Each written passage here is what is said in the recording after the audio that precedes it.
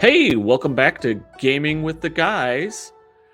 We're back and we're doing another one of our theme episodes where we're going to pick a theme from Bushido, Risen Sun, because that's the game we're currently playing a lot of.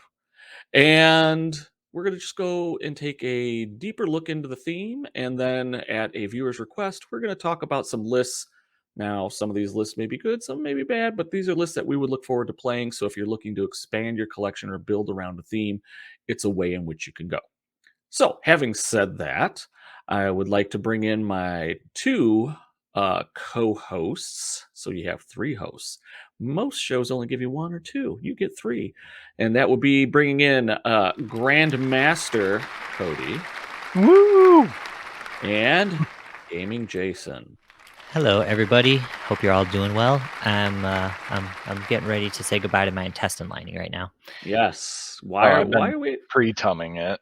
You've been taking the Tums to coat your stomach. So some of you Pepto-Bismol. So while this is only our fifth spectacular podcast / YouTube episode, right from the get-go, or was it like the second episode in? It was episode 3 that we found out. Episode 3. Yeah.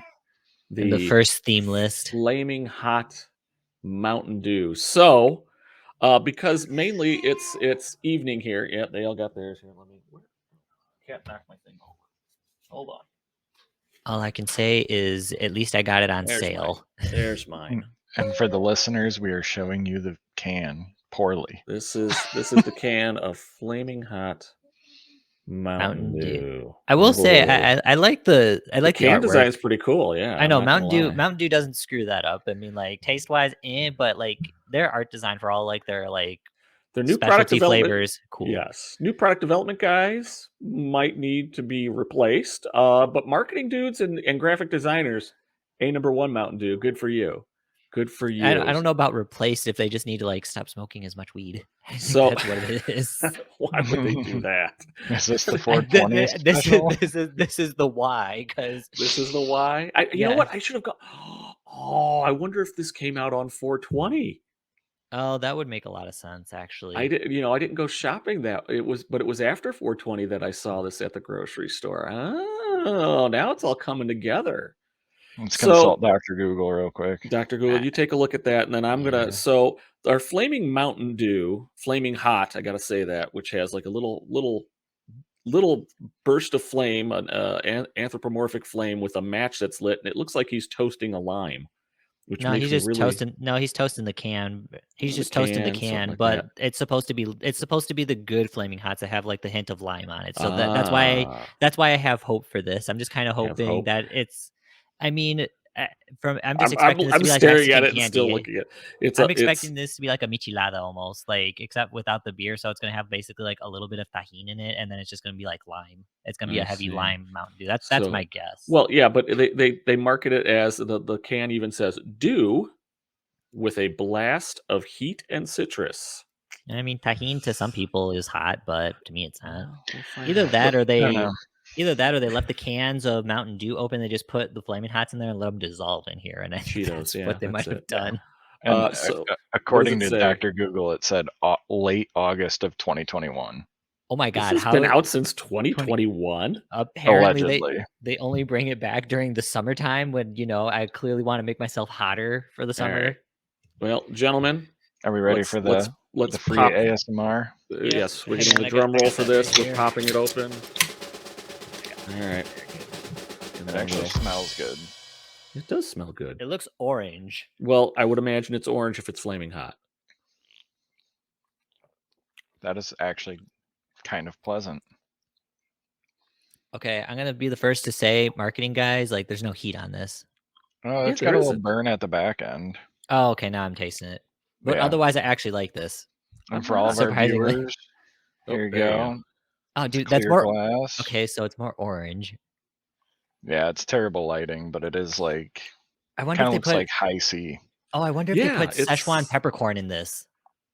See, I can't. It's not even mildly hot for me, but it's not. I will be the second or third person on this episode to say it. It's not bad. Yeah, it's not. I actually it's surprisingly good. There's like a little burn at the back of my throat. I wouldn't even call that a burn. I would actually buy this again. Yeah, I hate I to would say too. it, but Glad I got a second can. me too. I'm now not going to sleep tonight too because I'm probably going to finish this one. Yeah, Yay! no, this is okay. So I guess we're all kind of looking like fools right now, but yeah, no, this is actually pretty good. Well, I mean, let's. there is 44 grams of sugar, so it's still gonna kill us. Well, there One way or another. I run 3 times a week, so I got my running Well, for the week. Yeah, good I for run you. 3 times a week too to the fridge to grab another one of these.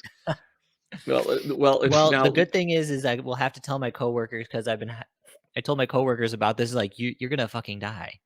So I have to tell them. So they know that I'm so alive now. yeah, the burn, from what I could tell, the burn, there's no burn like when you drink it, but there is an after effect. It's usually at the back of your throat and going Yep. down. It's a warm sensation. That's the best I could say for it. And it's kind of warm going down. So that's a little unsettling for me, being an old person and taking lots of antacids. Yeah, because now I'm feeling it. Now that I've had like a bunch of sips, I could feel it all like here. I Yep. don't know if that's a good or a bad thing. So I would. it's basically this is like a tequila, but you don't get drunk, and it tastes better than straight tequila. Depends on It's what you kinda put in like it. playing Edo. It's sweet, but spicy. And it burns a little bit right here. Yeah. Well, I'll let you guys discuss that. Hold on just a moment. So I mean, I don't know what else to say with this, Cody. I mean, you already said you'd buy this. I mean, like I'm like halfway through this can. I'm like, yeah, I'm kind of glad I brought a second one up from the garage. Yeah, my other one's not far away, so So, all right. So I guess we were proven wrong. PepsiCo, you apparently know something, so I owe you an apology. Except now yeah, I kind of wish that I still don't know why they didn't release this like in Taco Bell because I feel like that this is the perfect like Taco Bell like marketing promotion to just do that with Baja Blast. absolutely. Yeah, that would have been good. Well, yeah. Um, I don't know. I was worried it was either gonna be really good or it was gonna be really bad. Like, no in between, not like if Y- someone handed it to me, I'd drink it. No, this is actually something that You would actually I could. spend your money on instead of me saying, "Here, take 2 of these in a parking lot." Yeah, basically. I mean, I haven't had a lot of the other Mountain Dews. Where would you rank this in the Mountain Dews that you have had? Because I mean, for me, Ooh, it's like I've had, I think, like the basic one. I think I've had Code Red. I've had, I think, a couple of the blue ones. I've had Baja Blast once or twice. I'd actually rank this higher than Baja Blast, personally, agreed. because I actually don't like Baja Blast. I don't mind it, but this is what I expect more from a Mountain Dew. And I like this Same. better than the original Mountain Dew. This is like I would maybe put it if from what I remember because it's been forever since I had a Code Red. I'd put it probably beneath Code Red and then probably beneath I think it was LimeWire or something like that. That was Yeah, like a blue or an Livewire orange one. that was the orange one. It's kind of a Okay. mix between regular Livewire and then they just added heat. Yeah, so I mean, I would say and again, I only have minimal Mountain Dew. This is probably like top 3 then because I just don't drink a lot of Mountain Dew, and it's been since I actually didn't have Mountain Dew. It was like when we were in high school when I had like nothing else. Yeah, I mean, usually I just have the regular, but Pitch Black is my favorite, but that was a limited edition. You can't really find it anymore. But I would definitely put this up there in probably top 3 or top 4. Yeah. Again, once you get, and I mean the aftertaste, I mean like for the burn, I mean that's nothing, but it's pretty good. Now we'll wait until like halfway through the podcast, be like, oh god, is your guys' stomachs feeling all right? I know that's what I'm worried about. And then we'll see. I mean, again, I'm not feeling anything much on the throat, so I mean, like, hopefully it doesn't like do anything else. But I mean, I'm pretty sure we've given a nice thorough review of Mountain Dew Flaming Hot. So if it is available in your market, I Give would it a try. say give it a try. It's worth the $5. It's Grandmaster approved. Up and it looks like we've got we're good now. Hang on 1 second. I think we're having a technical issue. It's the Mountain Dew. Yep, Mountain Dew. Alrighty here. So Gaming Greg had something come up, so he needs to step away for a little bit, but that's perfectly okay. I have a Grandmaster by my side, so I feel confident that we can still talk about the Ryu themes that we're talking about today, which if we didn't mention at the beginning, today's themes are Ryu. So we've each gotten a theme and then per one of our viewers' suggestions, we built up a list, like Greg had mentioned, just maybe of some ideas that maybe would fit this theme well and would be kind of fun to play. Yeah. So me and Cody here will go over kind of what our themes are here. and we'll just kind of have a discussion about them, and we'll rank them between, and then at the end we'll rank what we think are the best theme, or yeah, what the best theme is for Ryu. Yeah, what we think with our limited play experience with this faction. Yep. But of course, Yeah, I play everything and mess up the rules as people have seen, so it's all good. Yeah, for sure. Alrighty here then. So do you want to take the lead on this one, Cody, or I don't mind talking Sure, I about mine? can I can start with Claws of the Dragon.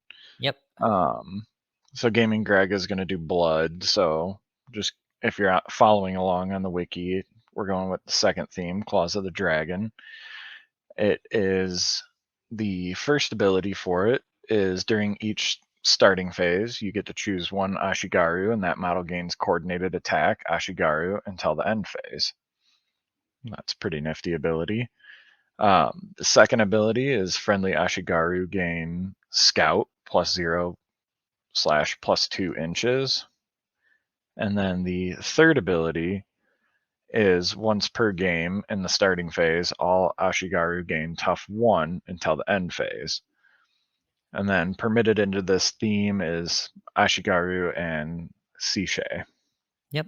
So all of those are actually, when we were doing, at least I was doing the research and looking through some of these. I mean, they're not bad theme abilities. And I kind of help the Ashigaru kind of get up the field there, especially since you can't take samurai. So I'm a little bit interested in seeing how you kind of worked around that, because to me, I feel like you kind of kneecap Ryu without taking at least one samurai, because their samurais are all really awesome.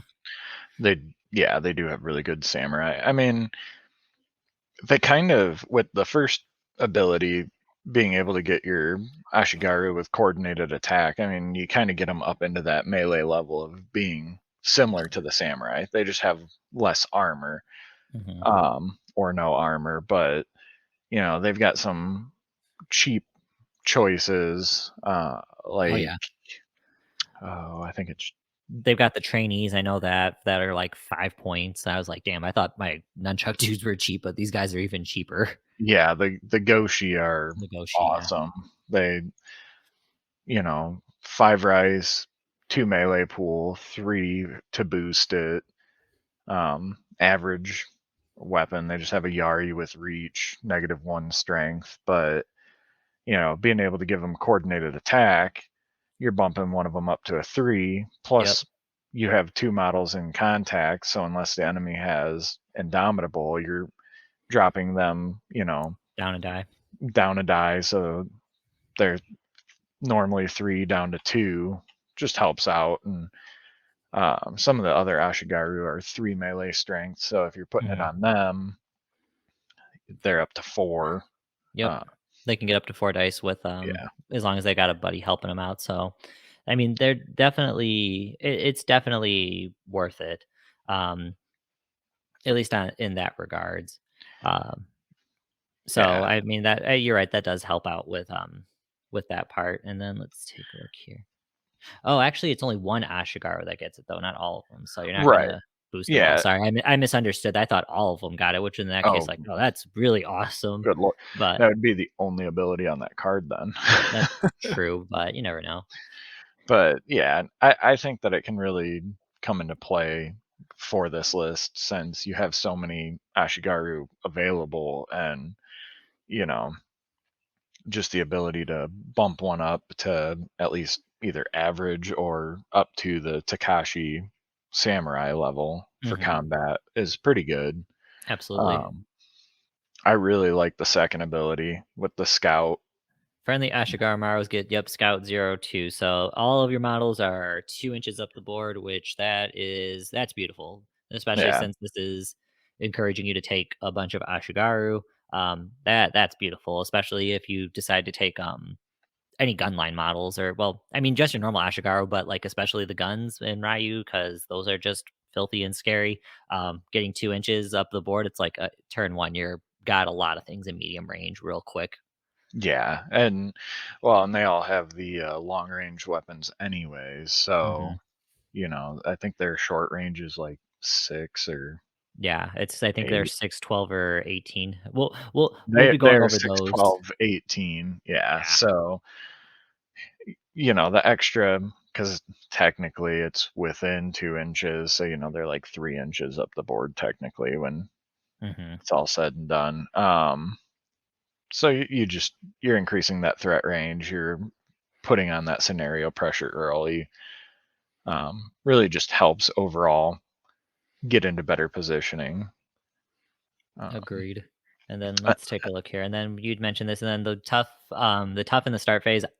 Being a Buto player, I am always a fan of tough, and so throwing it on Ashigaru, which if you take the right ones, armor 2 and tough, that's a turn where you're going to frustrate someone really well. oh yeah, definitely frustrate them. Potentially keep those ranged models alive if someone was able to get into your back line and Mhm. help disengage them. And um, tough plus armor is just all around rough.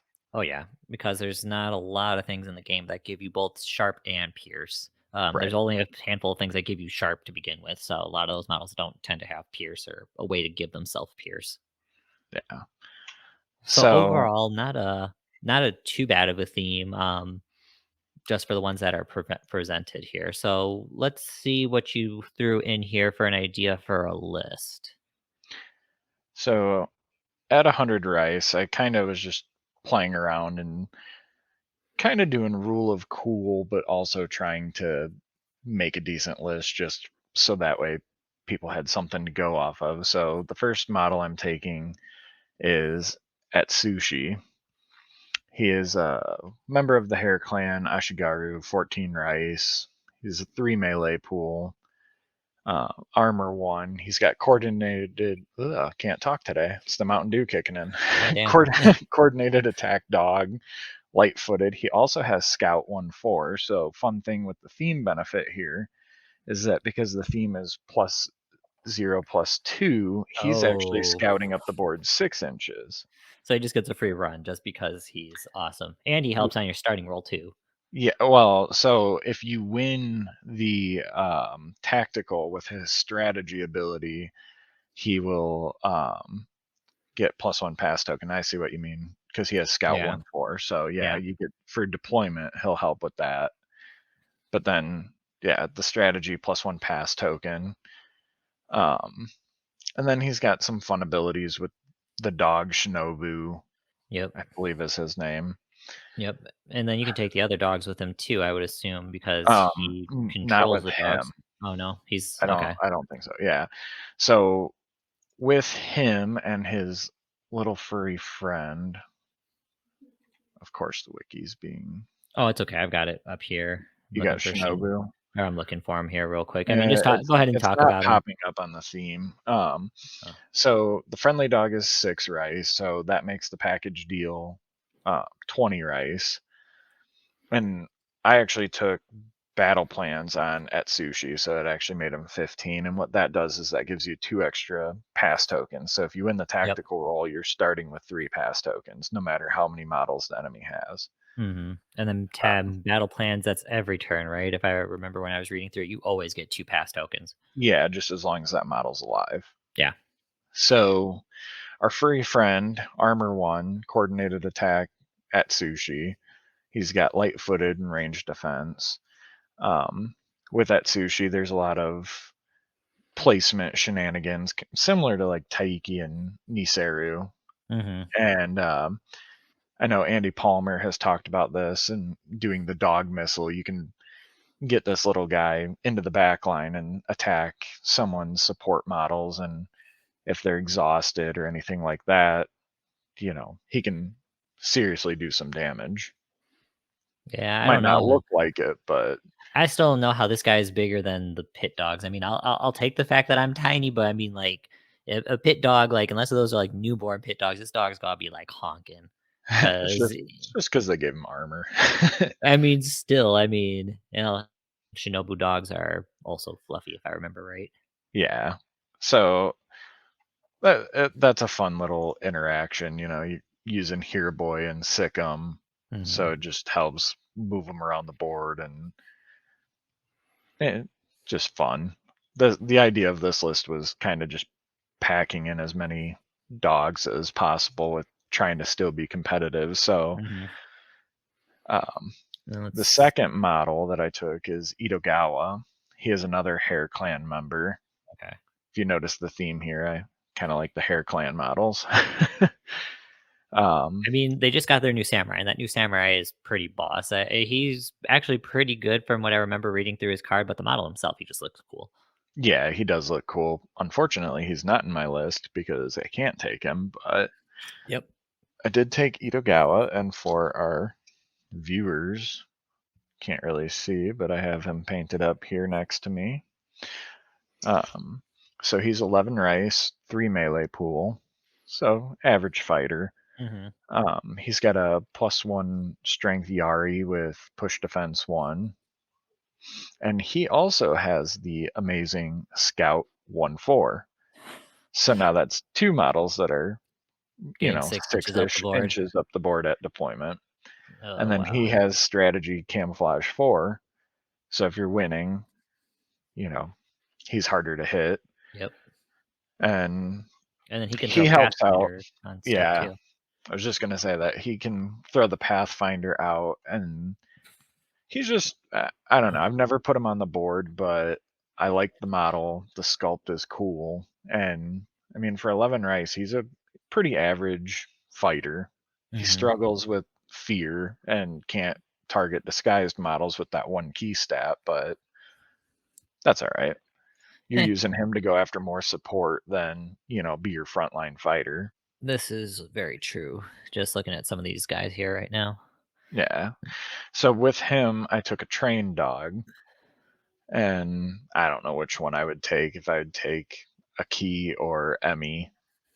I haven't really looked at them that much or play tested them, so not sure which one's better. But the trained dogs are kind of nice, average. They're just like the Shinobu, just no armor.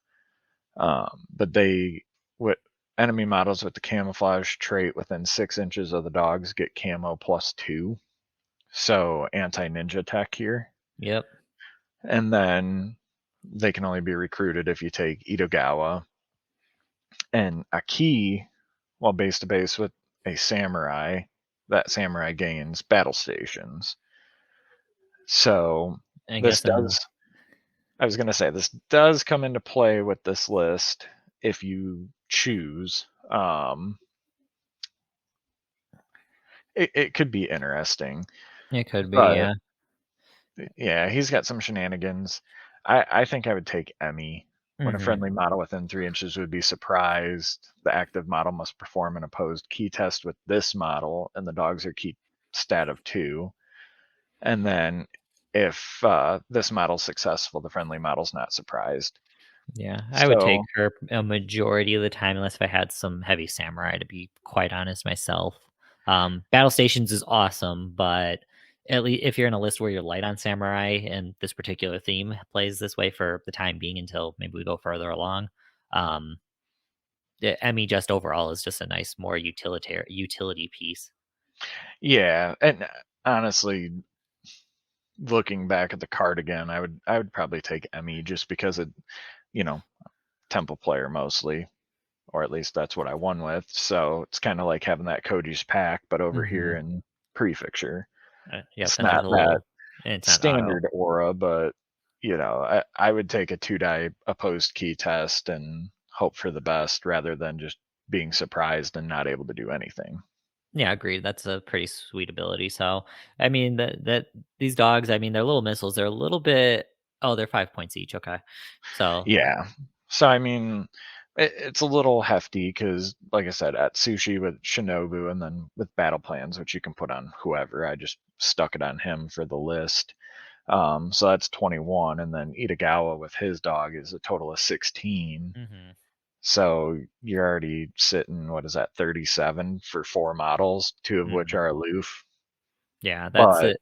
But I mean, if you're sucking up activations from your opponent, then I mean, it's doing what it does need to do. Yeah. Next, which we've pulled the card up, is the Goshi. I already talked a little bit about what she does, but the big thing for the Goshi is the military training. Just Mm-hmm. one key, instant, once per turn, gain a pass token. So if you're not really spamming, but if you're doing this every single turn and you win tactical roll with what we've gone over so far, you're gaining 4 pass tokens on top of all of your activations and whatnot. And even if you don't win tactical, you're up to 3 just by Yep. having one 5 rice Goshi. Yep. And personally, military training super awesome. Kind of sucks. It makes sense for Ryu to an extent, but just the amount of pass tokens you get. I mean, even they can start getting close to rivaling the ninjas depending on who you take. Oh, yeah. So the next model in my list is Hanzo. He is an Ashigaru and a Gunso. He's Nice. 18 rice. Um, really, the only reason why he's in here, he's an average fighter. He's got that key stat of 2/6, so help out with disguised models, so that way the Ashigaru can go beat the crap out of them. He does have command Ashigaru, which is kind of nice. It's not as good as order, but it's all right. I mean, He it's does have, something. yeah, he does have leadership, which is huge. Yes. That does help a little bit with the fear. Um, but his big thing is he has tactician. So trying to ensure that we're winning tactical roll every turn. With tactician, you have a very high chance playing a model that does have tactician. It's an awesome ability to have. And what was it?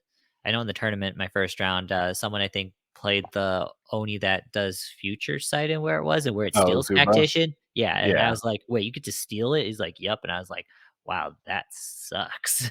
Yeah, that's awesome. And hard counter to, Any tactician in the yeah, game, you have tactician? No, you don't. exactly. Um, so key feats on this guy, he can give himself brutal 2. So Cleave, gotta love it. yeah, outnumber someone, give him coordinated attack, give him cleave. You're really hurting something, Oh unless it's yeah. like an Oni or something crazy like that. You're But still making an own. I mean, depending on how hard you hit the Oni. I mean, getting a +2 on that, they don't have armor, so yeah, it's just having a they have a brutal lot 2 of is worth health. it.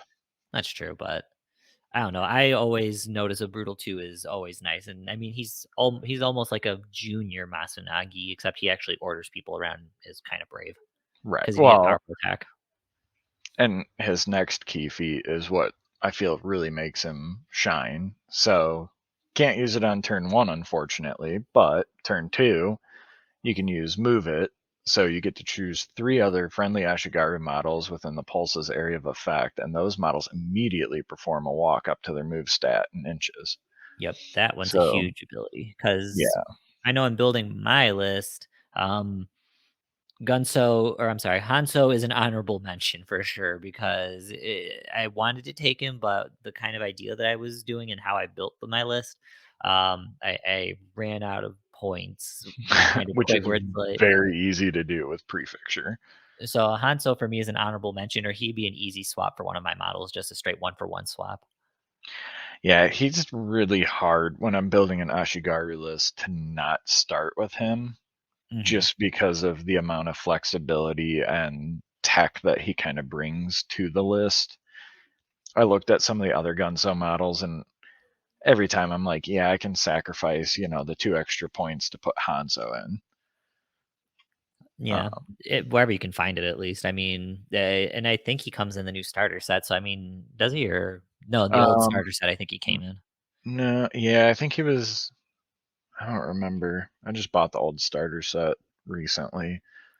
I don't remember what he came in, but his sculpt's not too bad. It's definitely an older sculpt, but Hmm. he was a fun one to paint up. I don't have him next to me right now, but um, yeah, he's a cool model Yeah. overall. And Honestly, he would be one of those models, at least for me, where it's like if you can get him, and yeah, have him in your collection because he'll see a lot of table use. or even worst case scenario, if you don't want to buy them right away, and you did buy the new starter set for them. I know that comes with the other gun, so I can't remember his name off the top of my head. I think it's Hiramasa. Yeah, Hiramasa. I mean, with access to the wiki, you can always Right here, I'm taking a try look him here right out. now. Yeah, Hiramasa is one of them, so he would be the other gun, so which is the one that I like taking too, because he's got a pistol. Well, and you can always give him like paper cartridges to give that pistol reload one. Yep. Make it a little bit more worth it. But yeah, like I said, I like him. I see what he does, but I like Hanzo more. Mm-hmm. And then actually with Hanzo, just because I'm kind of wanting him to not necessarily sit back, but I want to protect that tactician a little bit more. So I took Patient Dragon with him. Okay. And the reason why I took that is whenever this model performs a wait action, its controller gains 2 pass tokens. Yep. And then it gains Tactician +1. So now he's Tactician 2, and we're up to 6 pass tokens if we win initiative. Yep. So you're producing a lot of pass tokens in a theme that doesn't necessarily rely on generating pass tokens, as I know one of the other themes does. So that's impressive and makes me feel like, oh well, I definitely had some mistakes in how I milled my list. But honestly, I was kind of just clicking stuff that I liked and put it together, and then it's just now that we're talking about it, I'm like, this list is actually pretty good. Yeah, it is. I mean, you're already +6 pass tokens for just being in existence, and I mean, especially if you're already outnumbering someone. So I mean, the first couple activations between you and opponent, unless if there's something you really have to do. Oh, you spend a pass, I spend a pass. You spend a pass, yeah, you're just gonna go first. So you can either save your pass tokens, or we're just gonna Yeah, do this for another minute. right. Or like when you go up against a ninja player, it's just like, all right, well, here's my pass tokens. There's your pass tokens. Okay, you have your 4 models, and I don't even know how many 6 in or this 7. list. 1, 2, 3, 4, 5, 6, 7, 8. Oh Yeah, 8 wow, models. 8. So Yeah. yeah, So that was you're unintentional too. This wasn't even supposed to be a spam list, but with having the Goshi and the dogs, I mean, for yeah, what is that, 16 points, I've got 3 models. yeah. This Um, is all true, and then, or yeah, 16 points. Yeah. yeah, trying to So do math in my head quick. I'm all jacked up on Mountain Dew. Um, anyway, so the next model is Monero, or yeah, yeah, I think I'm Monero. saying that. That's how I would pronounce it, and he's a solid model. I fear him more than I fear Wasapu sometimes. The only reason is that he only shoots once, at Mm, least in a turn. well, basically, yeah. So 12 rice, average melee pool, but again, you can always give him coordinated attack if you don't want to spend time reloading. Um, he's got 3 ranged pool and really shines with his rifle. Oh It's yeah. that 6, 12, 18 range. He's got +4 on the damage with Pierce 3. Goodbye, Minimoto. Yep, the Minimoto is respectfully fearing this man. Yeah. And he also has 3 shots per minute, so he can remove all reload markers. And I know that there's also like an event card where if they're within a gun so you can Yeah. remove reloads, but I just went with this model for that for now. I mean, you could drop them down to a regular To the normal Ryu guardsman of guardsman. Ryu just to give yourself 2 extra rice. They basically have the same stat line, just one worse ranged pool, but still the So armor too. But then the regular guardsmen have military training as well. So if you really want to play that pass token game, you got more pass tokens. yeah. And there's other cards too, which I'll get into as event cards as an honorable mention, but didn't put them in this particular list. But overall, I feel like Monero, if you have 2 extra rice and you had a guardsman, he's a good one to look at. Or if you need 2 extra rice for something, you know, you can drop them down, and I feel like a guardsman would be a pretty good even swap for the most part. Yeah, agreed. I noticed you didn't take paper cartridges on him though, just because, or that particular card only works for pistols. Oh, okay. Well, I already made a mistake in my list building, so I'm gonna have an extra point because I missed that part. I missed that exclusion Yeah, because it just seemed like, oh, you didn't take paper cartridges, so no. So really, I think the only model in that can take it is Prefecture is Hira. Hiramasa. Yeah. I think. Well, I could be wrong, but I'm I pretty sure he's the only one with a pistol. until someone else comes out with a pistol. So I got a 3 point in mine. So Rice Bale too many. Barricades. Yep, a race bale barricade or Or something else for a point. Battle Plans is only one. Oh, okay. So There's a then couple others that I was thinking of too. the last model is the big boy himself, Mr. Hero, Takashi Hero. Oh, so you were able to sneak in a samurai. So how did you pull that one off? So Takashi Hero, he's a samurai, and he is able to go in because of his Heir by Blood card from the Risen Sun cycle deck. Okay. So that card is attached model gains the Ashigaru type and the following key feat, and he gains inspiration. Oh, that's pretty slick. So, your guardsman with only 2 melee pool can now get up to that 3 for ranged. You can really jack up your Goshi with coordinated attack and inspiration to be that 4-die samurai, or he just really works well with the Ashigaru, especially with him being the highest cost model. You can choose anyone, even Hanzo. Well, he wouldn't be able to pick Hans. Oh yeah, Hanzo. Yeah, he would. Yep. Sorry, got confused with my bot guys for a second there. Oh, yeah, he can pick anybody because it's just Yeah. friendly faction model. So even the dogs. That's wicked. Having your dogs come in as a missile on a 3-die. That's pretty. That one's disgusting. Yeah. So that's pretty cool. He stat line just awesome samurai, 4-die melee, 2/8 key stat, crit attack 0, my favorite ability. Oh yeah. Powerful attack 1, and then push defense, so he can get out of those combats that he doesn't want to be in. He's also a little bit more heavily armored with armor 3. He has leadership, prowess, resistance. He's just overall, the front of his card's really good, and the back of his card's Even better.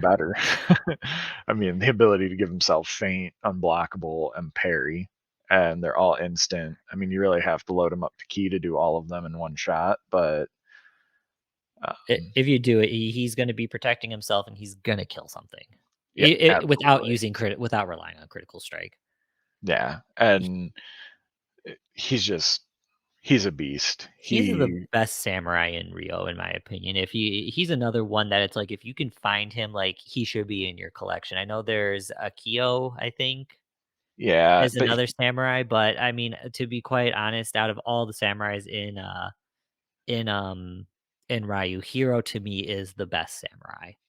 And with the Risen Sun resculpt, the model is just beautiful, and I'm showing the people that are watching, at least my painted one with poor lighting.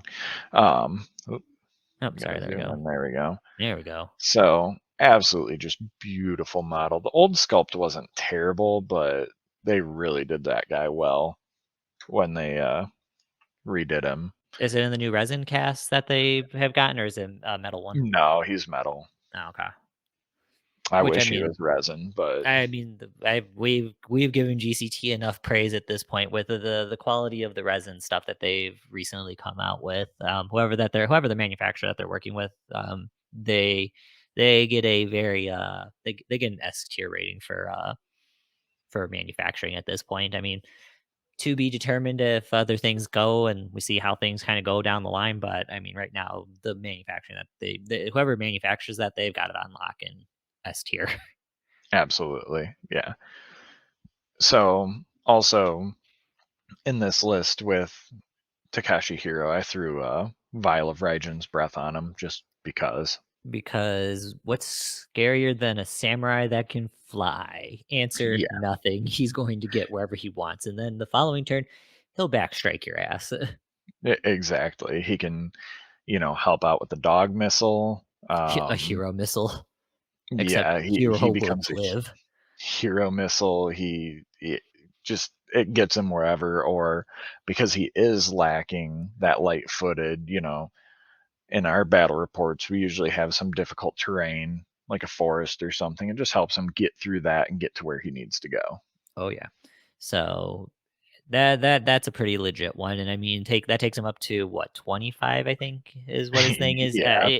I mean, worth every point. And I mean, if you're taking him in a theme where he doesn't need to be an Ashigaru only, you all of a sudden save yourself. How much does air cost? 2 or 3? 2.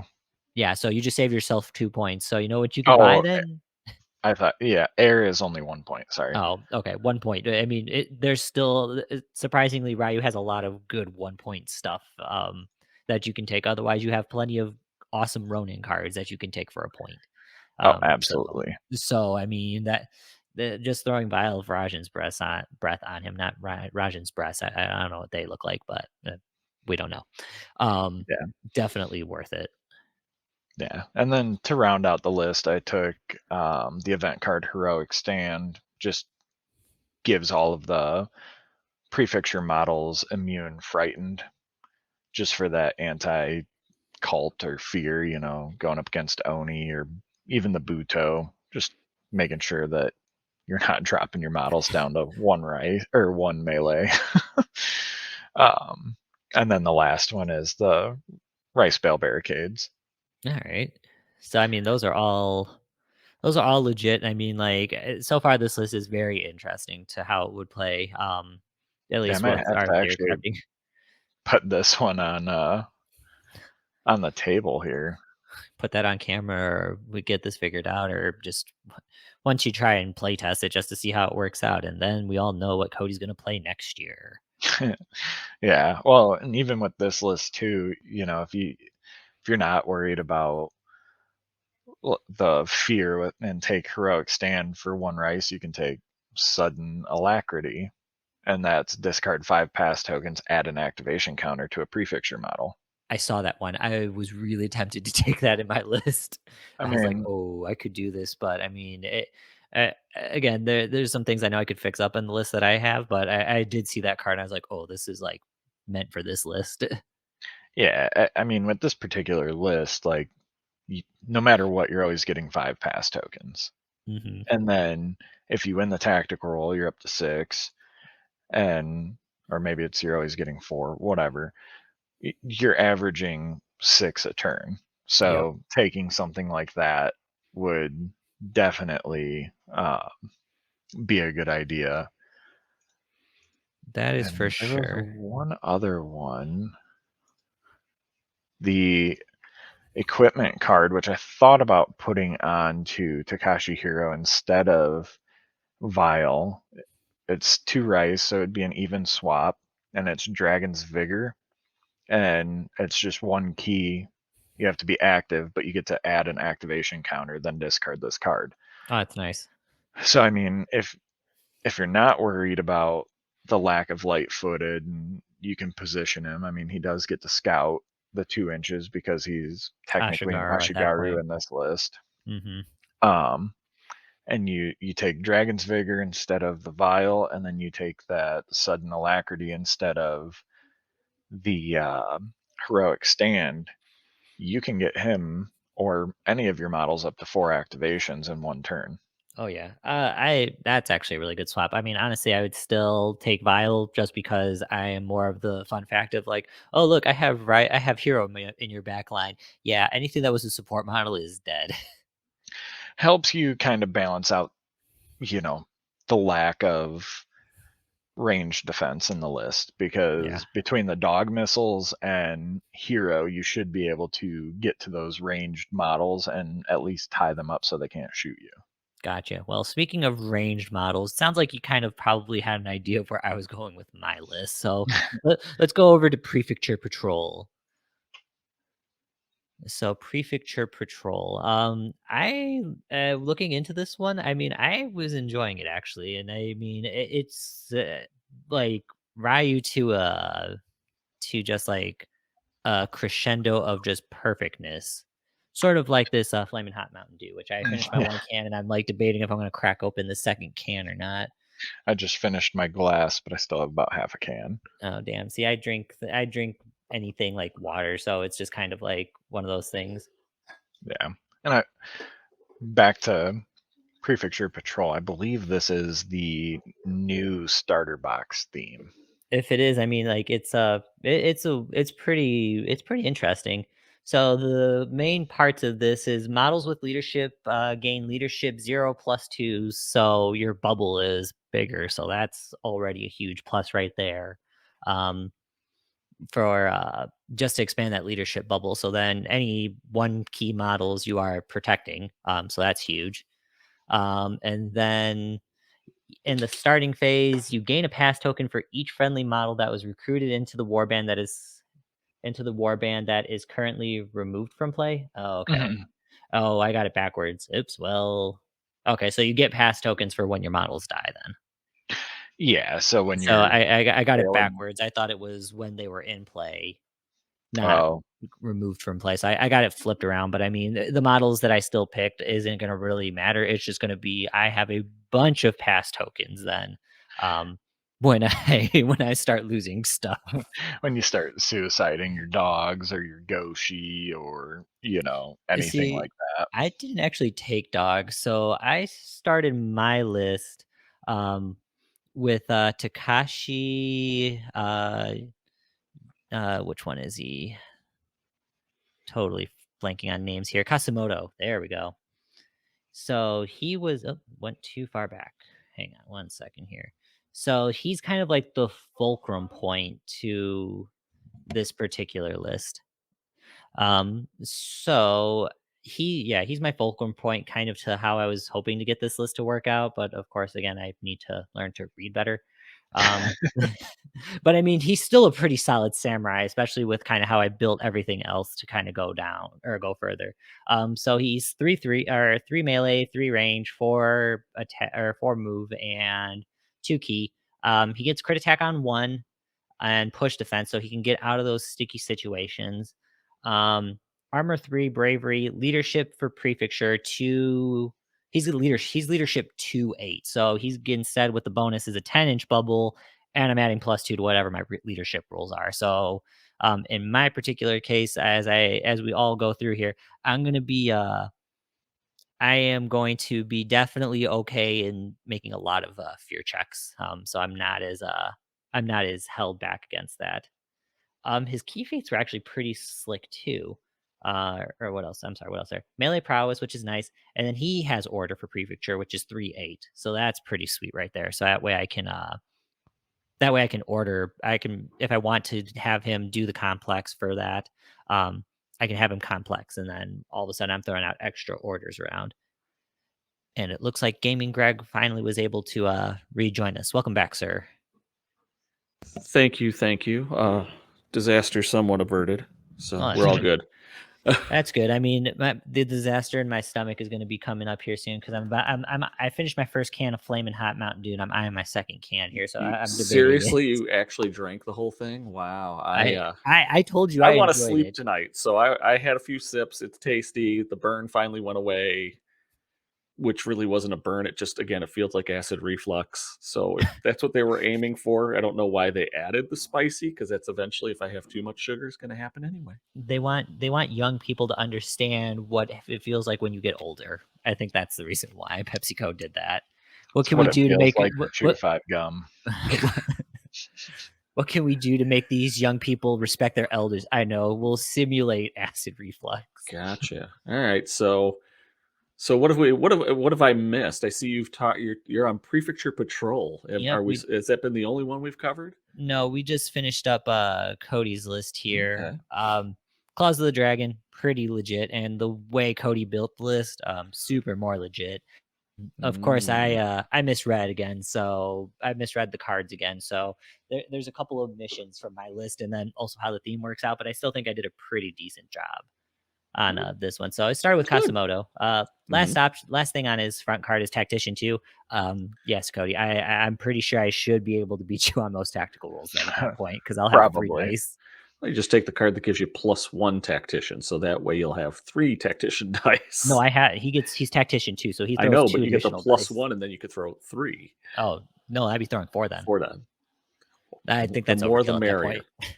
No, it's not. And then his back of his card seems pretty interesting. Dominate, which is super interesting because it supersedes Impetuous to basically make a model go next. So it's basically forcing insider information, how I'm thinking of it. Tactical Master seems interesting because you can get command friendly. So I guess if you were taking him in a heavy samurai list, I think this would be pretty interesting to kind of move your samurai all at once if he's got the key. And then the other big thing for him was getting inspiration, so that way I could pass it along to my other models here. So I know in my little list here that I made, I put that he was a solid hitter, and I mean, like, he's a good support model, all things considered. I agree with that. He's pretty good. I know he's popular in the prefecture boards, and he's a really good model to expand on that starter box with, just because it'll help you win those turns with Tactician, and like Jason pointed out, with the leadership. With leadership, with inspiration, he's really good if you're going to have a lot of low end models. Lots of Ashiguri, lots of lower samurai, things along those lines. He's just a great model to have, and he's kind of got that base off of the Last Samurai movie, which I love. So, true. Well, and I just like the actual figure itself. I just think it looks kind of cool. Now, how he gets armor 3 with not really wearing any armor, that's beside the point. It's Ryu. They got some. It's Ryu. Superior craft. It's dragon scales, just like in Shang-Chi. Yeah, Shang-Chi. And speaking of models that we do like, so I took Uncle Iroh as my second model, so Mako. Yes. And that was more for, again, me misreading the card, but I mean, it's still a valid point where if I get enough pass tokens and I can stop my opponent from using them, because I have 7 models in this list. So I know I'm going to be giving out some pass tokens. So as I start ramping up getting pass tokens for this particular list, being able to stop my opponent from using them, super, super nice. Also, I just like him. He's just I don't know if they meant to base him off of Uncle Iroh from Avatar, but that's how I always refer to him, because he just looks like it to me. Mm-hmm. Well, and again, he's legit. I mean, he's got, if I'm reading everything correctly here, I mean, he's got critical attack, awesome. Yep. And then when you pair that with the fact that he has weak, you're pitching 3 dice. Take the lowest 2. I mean, you still get the more dice you throw, the more chance you have to get pairs. But I guess, not being a mathematician and statistician, I can't tell you if it improves your chances, but I always think it does. That's just me. Yeah. But it looks like he has, am I reading that right? Melee prowess 2? Yep. Yeah, he's got melee prowess 2, so that's pretty sweet. Being on 4 dice, and he's a 2 boost. Yeah. So that's pretty sweet. He's really good. Yeah, he's pretty legit. I put like a note for me on my note here. He's my silent killer, because I mean, him being able to get crit strike off, I mean, that's super nice anyways. I mean, yeah, he has weak to kind of counteract it, but I mean, if someone underestimates this guy, even without crit strike, even though you're probably calling it all the time, he'll kill something, and you're gonna be like, wait, what? Well, Snake Eyes on success level 0 with -1 damage. Yeah, no. Well, and the other thing that I like about him, is I find him to kind of be your ultimate backline defender. So you got a backline zone. You got you got your 3-point idols. You could sit him back there with and you're going to have Ashiguri. You drop him back there with some Ashiguri. Even the lower cost one or a medium cost one, he's a threat. And then that's only going to make the Ashiguri back there better. Plus, well, as you get into his feats, then you'll see the other trick that he could do. If someone gets past him, he just uses forestall. Forestall, which is awesome. Being able to stop a scenario action for that turn, that's nice. He has the ability like Eldest Brother, so if he gets something thrown on him, he can remove it, which is nice. Yep. This instructable swipe, It's in this particular list, I mean, like, it's still nice to have as a failsafe, but because with Kazumoto, I've got leadership 2 on everything he's throwing, it's nice to have, but I don't think I'll really be relying on it too much. Plus, it's a relatively small bubble at 3 inches. Again, like I was saying, if you're having Kazumoto leave the frontline troops and Mako leading the backline troops, there might be some distance there, even though I think Kazumoto has an 8-inch range with his two. He does, but with the Prefecture Patrol, I get to increase that bubble by 2 inches for leadership, Okay, so so it goes 10. up to 10 So inches. unlikely, but you never know what happens. So Yeah, and then I also gave him Patient Dragon, so while he's kind of protecting things on the back line, if I can, may as well wait and get some free pass tokens for him. makes From him. sense. Yeah. Yeah. Let's see. So then the next models I took 2 Ryu Yarimen, because Ryu Yarimen are pretty. I mean, they're pretty reasonable. They're awesome. They are 3 dice each. Where are they? Here we go. I was almost thinking about taking the house guard to save the point, but I'd rather pay the extra point to take military training. Mhm. Having reach, push attack, their armor, and they have bravery, so that even works out to everything else. So they can generate pass tokens while they're alive, and they can generate pass tokens while they're dead, and they can go and be whatever I need them to be flippers, to help Kazumoto take the front line. There's a couple of different things that I can do with them, so I don't mind taking them.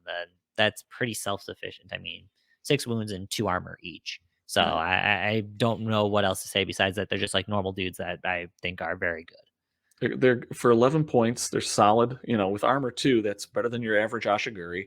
It makes them decent. Objective flippers or just or support models in general. Bravery makes sure that even though they're key 1, they're going to have a shot, especially with Kazumoto's plus. Adding 2 to their roll. So that means Fear 6, you still got a 50-50 chance of making it, and you can roll it twice. Yep. Unless they have terror. So, solid all around and push attack, so for zone defense, they're pushing and they're 3, they're 3 melee. Yep. 3 melee. So, and then, and I'll apologize because I didn't take a look at, I should pull it up, but the bonuses for, hang on, I'll get in just a second. Oh, the bonuses for patrol. So, no, they get the K. Okay, I didn't know if you had I didn't know if it was the one where you could give Ashiguri a coordinated attack. That would be a perfect thing for them. That's claws. That's claw. Okay, I knew it was one of the two. So yeah, I like them. I think it's a good choice in that list. Yep. Yeah, so they're that's why I took really good. So the next one I also took Monero in my list, but I misread. I didn't read paper cartridges. So that's where the point would come off from. So I'd have an extra point to play around with for some other stuff if I wanted to.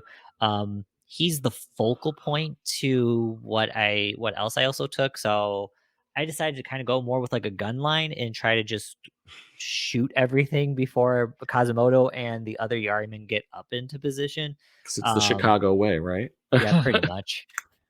And I mean, so we've already talked about him. So he's a very good model for what he is. He rivals close to our Lord and Savior Wasapu. Close, but not quite there. Yeah, not really. I think he does. I mean, the only difference is a crossbow. But I did take 2 guardsmen of Ryu though. Yeah. Okay. So I took a lot of range in this list. So I mean, the guardsmen, only being 2 dice, I can't really complain that much about being 2 dice at range, considering I just know how range are. So to me, that's very reasonable. But basically, I've got a gunfire line, and then their gunfire line that also generate more pass tokens. So that works for me. So I'm perfectly okay with that. They make the perfect target for Kazumoto's inspiration. That too. And then because they have the long reload and they don't have the 3 shots per minute or second or whatever, you can you have Monero and one of the Ryu guardsmen shoot, then Monero uses his feet, and then the other guardsman shoots and so every other round you could switch the inspiration around. Pretty much. So that way Go ahead.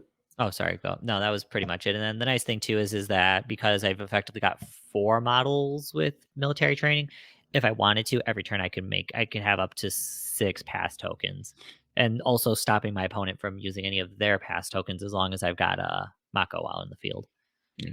Yeah, essentially, especially on turns 1 and whatever, you could just pass and have them go all completely and be exhausted or whatnot. Shoot them in the face. There you go. Or attack them when they're exhausted with Kazumoto the Yariman or Takashi Mako. So yeah. Yep.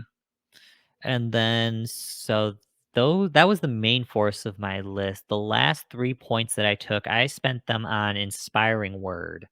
Mm-hmm. Which that's a good one. I thought this would be a good one for that, so I've just got to find it. But if I remember correctly, it's under events. Yeah, got to go to profiles. Up.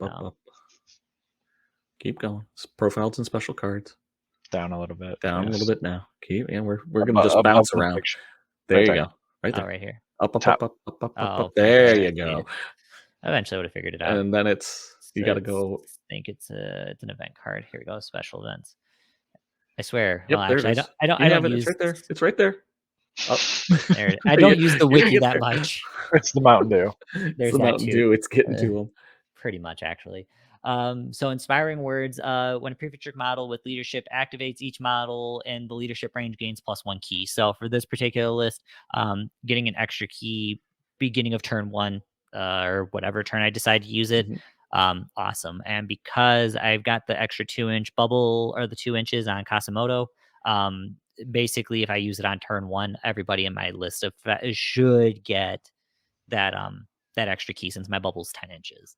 Oh yeah, that's I like this. I like this feat. It's not bad. Granted, it's a little pricey giving out, but with the number of models that you have, I've got 7 models, so to me it's worth it. Especially if I need to like spam military trainings to get extra pass tokens. Well, and keep in mind, the other person also benefits for it because I'm assuming Kazumoto is the person who has your leadership, so he also benefits from it. Yep. So that's also better too. So he goes in with 3 key. Yeah. So I mean, overall, I was very impressed with Patrol. I mean, there's a lot of different ways you could flip it because you have a lot more access and a lot more flexibility for samurais and all the other things. But I think with the way that I was thinking with it, to take some more Ryu stuff, and then again, as I lose stuff, I'll get pass tokens versus just me having a pass token for each of my models where I misunderstood it. But I mean, it's still worth it. I can generate up to 6 pass tokens a turn if I need to. So that's plenty. And then like I said, I know that I'm going to be ending up giving probably most of my opponents a pass token or 2. And so being able to stop them from using it when they want to, totally worth it. Well, that's great. No, it sounds, I mean, everything that you have in the list is good. It makes full use of that, and it's by the sheer amount of pass tokens that you're going to get, plus the fact that Takashi Mako just shuts down pass tokens, means you're just gonna really you could really just outlast anybody. Heck, you're gonna have so many tokens that even ninjas are Master Akari. Like, well, yeah, ninjas and Master Akari decides to go Rambo on you and take a whole bunch of activation. Pass. Go to town, dude. We're just gonna wait till you're exhausted, right? Or out of key. Yeah, after he goes through 9 activations or whatever. That's because he had, he double pumped Flaming Hot Mountain Dew and was bouncing around the board, and then all of a sudden, Monero comes up, puts a gun to his head, blam. I don't know about that. I mean, Akari even at close range is still hard to hit. Yeah. Tiny range defense too. Yeah. I'm still a 6, even though I've got the gun pointed up to your head. It's all right. It's all worth it. I hope surprise would work, but probably not. He's 6 cents. He's 6 cents. Of course he is. Of course. All the masters. It's Temple. Go figure. Temple Brocan. They need to have Temple Flamin' Hot Mountain Dew. That's going to be the next one. That's what your monk model can be, an anthropomorphic Flamin' Mountain Dew can. Oh, good lord. The little flame, yeah. Literally just take the little fire dude from the Flamin' Mountain Dew can and be like, this is the model I want to make. Yeah, right. That would be kind of fun. That would be. So that means we've covered, let's see if I've got this right. We've covered Claws of the Dragon. Yep. We have done Prefecture Patrol. I want to say Paw Patrol so bad, but that's what I've been wanting to do. Every time I look at it, I'm like, dude, this is Paw Patrol. Really? Do we want to do that? Yeah, we do. So that leaves us with the Blood of the Dragon. I love this one. Which was mine. And I like this one. I would like to refer to this one as mainly the Samurai Only Club. Not like the Heavy Man Hair Club. Not like the Heavy Man Hair Club. No, if you just want a kick-ass group of samurai, this is the list to go with. If you want a list where everybody's main goal is to slice the head off their enemy, this is the theme you build your list with. If you only want 5 models, this is the list. This is the list you go with, or fewer, as you'll see. Because while Jason and Cody were like, we're gonna follow those rules, and we're just gonna make one list to kind of talk about some of the features of that theme. Did Greg do that? Oh hell no! Oh wow! Because we have 2 versions that we're going with. We're going with the dragon version and the non-dragon version. When you have a freaking dragon in your faction, you damn well find a way to use it. This is That's all true. I'm gonna say. I did try to think about a way to use him, but then I looked at the list and I was like, I can't take. I just saw an antler off the side there, Cody. I know. I can't figure out where the camera is. There it is. Hold still. Now he's all like blurry. Well, yeah, I got him like 5. There you go. Oh, right there. That's perfect. Right there. This is Shenron. I put the antlers on wrong. Oh wait, so he actually comes with antlers? I thought that you found some like off the Wendigo from the Arena Rex model and just glued those on. They do look like that, yeah. So Blood of the Dragon. This theme, I have to admit, I was intrigued by Claws of the Dragon because there's a lot of things you could do with it. But Blood of the Dragon, I really like this one. And I think the reason why I like it so much, well, it's got 2 things. 2 things that I love the most about. The third one is the third ability on the theme is kind of ability's awesome. Are you kidding me? Well, no, not in order. I'm talking not in order. I'm not talking in order. There's 2 really good. One that's So the first and the third are the 2. The first and the third bullet points on the theme are the ones that I really like. So I'm going to go in order, but the first one, all models gain double ki during the first turn of the ki generation step. This is huge. Oh yeah, it's awesome. Most of the samurai that, but what's beautiful is because I could take Ronin Kami, I could take Shingunju, whatever, the wizards, and the Ronin Sensei no Goye, or if I even pronounce that wrong. Anyway, even the Ronins in the list will get double ki. Oh, if I'm reading that right. So that means your Fire Kami just all of a sudden be like, I got 4 hit points now. No, that doesn't work. It can't hold that. It doesn't work that way. They don't hold ki. But if you're running, I think the models that you could run in there, Ancestral Spirit, the Ancestral Spirit, Great Pilgrim, Soshi, which is one of the Brotherhood models, all of them could start with double ki. Well, it's Ronin Kami. It's not Ronin. There's not Ronin. It's this bottom part here. Ronin Sensei Nagaya. So that's Great Pilgrim. That's Sosha. And then the Ronin Kami is the Ancestral Spirit. Oh, yeah. I always forget about that guy. Yeah. So there are a few models in there that will be able to take advantage. You can also take Tanichi, but he's a Ronin Senshi Nagoni. Mm-hmm. Yeah. Okay. So everything you can take gets that bonus. Awesome. And let me tell you, Tenshi and some of the others with that double ki, that's just going to make it better. Great Pilgrim, double ki first turn. Yay. That's all I'll say. That's all I'm going to say. Fuck that shit. Wow. All right. I was going to go there. Thanks for the PG-13 tag, Jace. It was worth it. So again, if it was just my models, just models that were faction models, that's still a great ability to have for your theme or great benefit from the theme. But the fact that it affects everything, so whatever I'm chucking in the list, it's even better. Now I actually got to check and see in the 2-player starter. If you guys, while I'm going on the other things here, check that new 2-player starter. I know they got some Ryu models. Do they have any Ryu, Ronin, Sensei, Nagoya that would fall into that category? I don't think so. Yeah. The new 2-player starter. No, I think they're all just samurai or Ashigami or whatnot that are Ryu. Okay. So there goes that. I was hoping. I have the card sitting right here, so I'll verify in a second. You take a look. I'm gonna go and talk about the second ability here. Now this one, it's good, but in general, most of the samurai and things that are going to take in this aren't necessarily going to benefit. I mean, there's a few samurai that'll fall out of that, but if a friendly model fails a fear test, after the activation ends, it gains fearless until the end phase.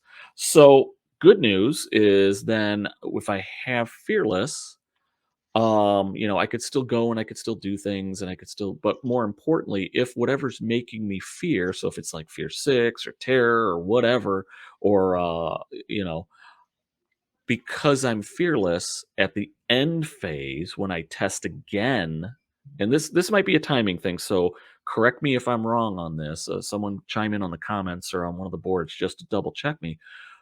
I'm not sure of the exact timing, but if I'm fearless going into the end phase and then I'm supposed to test for fear, I'm fearless, I pass the test. And then fearless goes away. Yeah, I think so. It depends. It's all in the end phase, kind of like when abilities and everything run out. Yeah, but I would think that would be correct. Yeah, there's certain activation when it goes, but so that it's nice in that manner. Not that I think that I'm going to have a lot of my samurai go coward on me, but to have it, not so bad.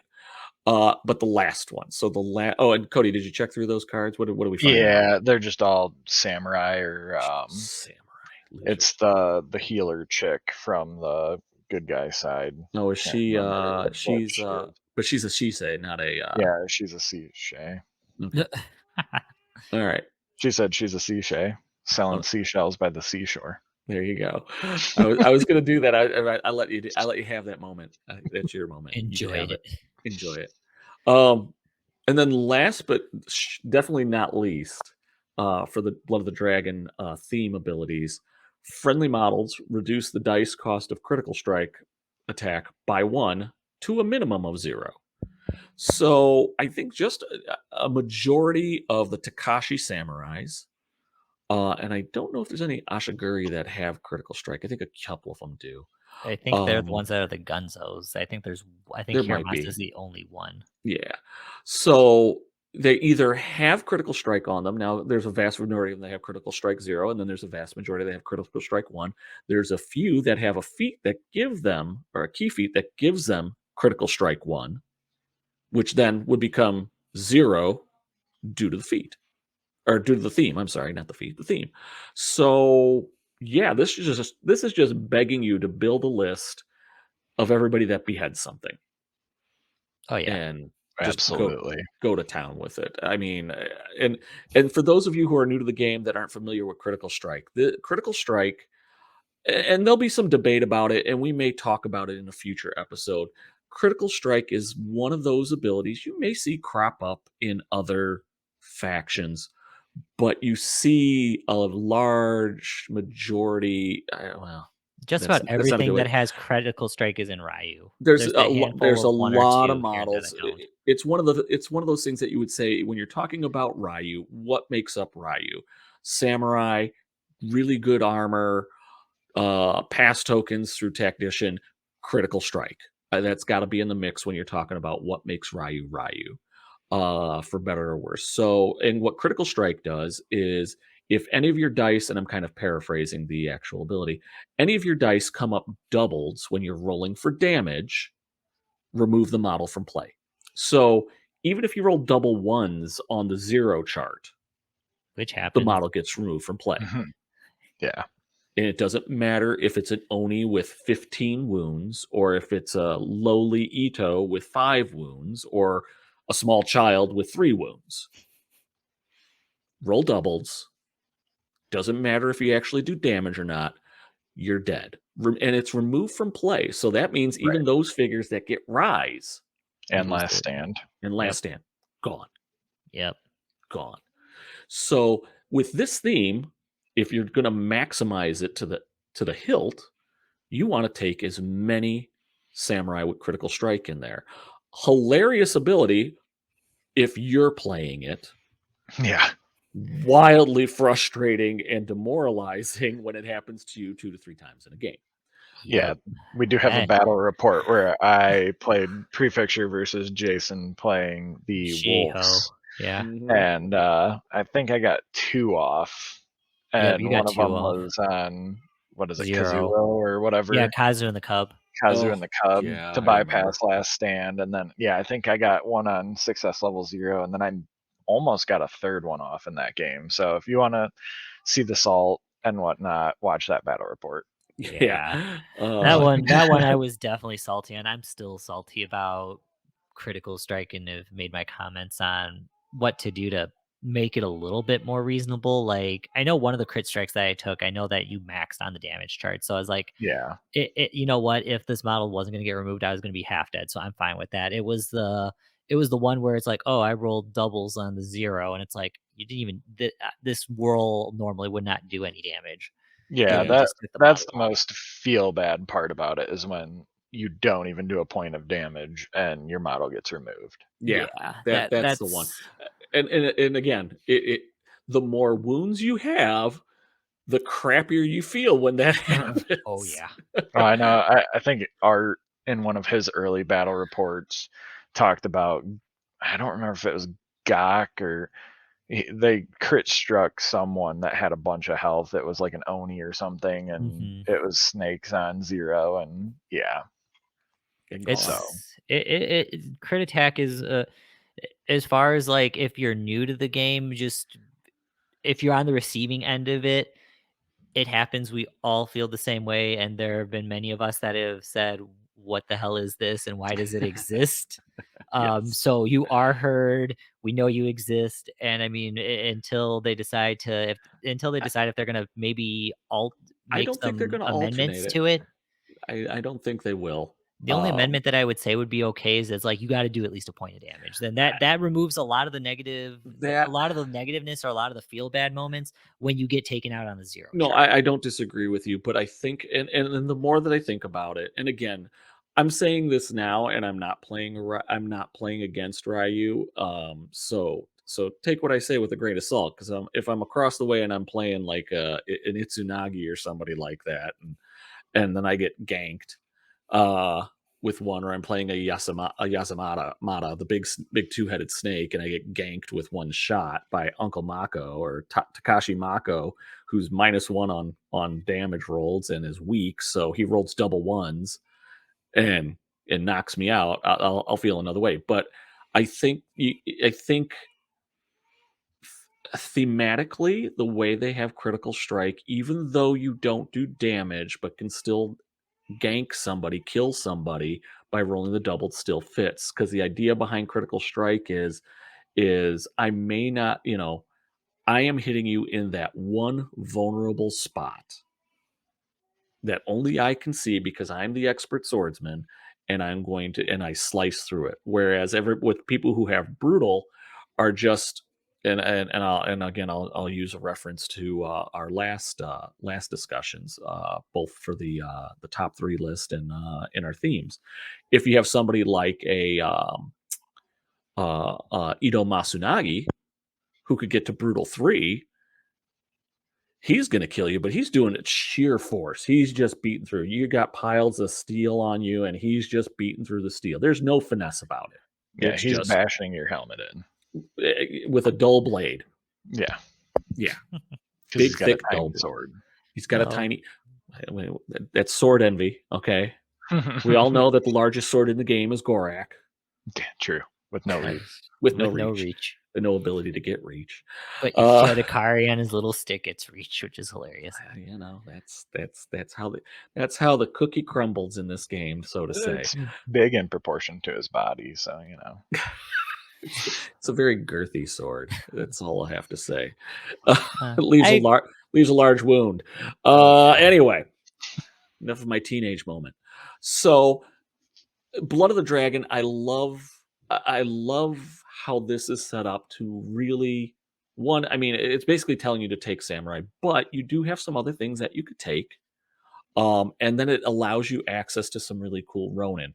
And what that does is it does allow you a little bit of flexibility in how you could build your lists, which is part of the reason why I built 2 lists. Is to kind of show that flexibility. One is built straight just to maximize everything that Blood of the Dragon does, and the other one kind of does. That's the best way to say it. Just kind of does.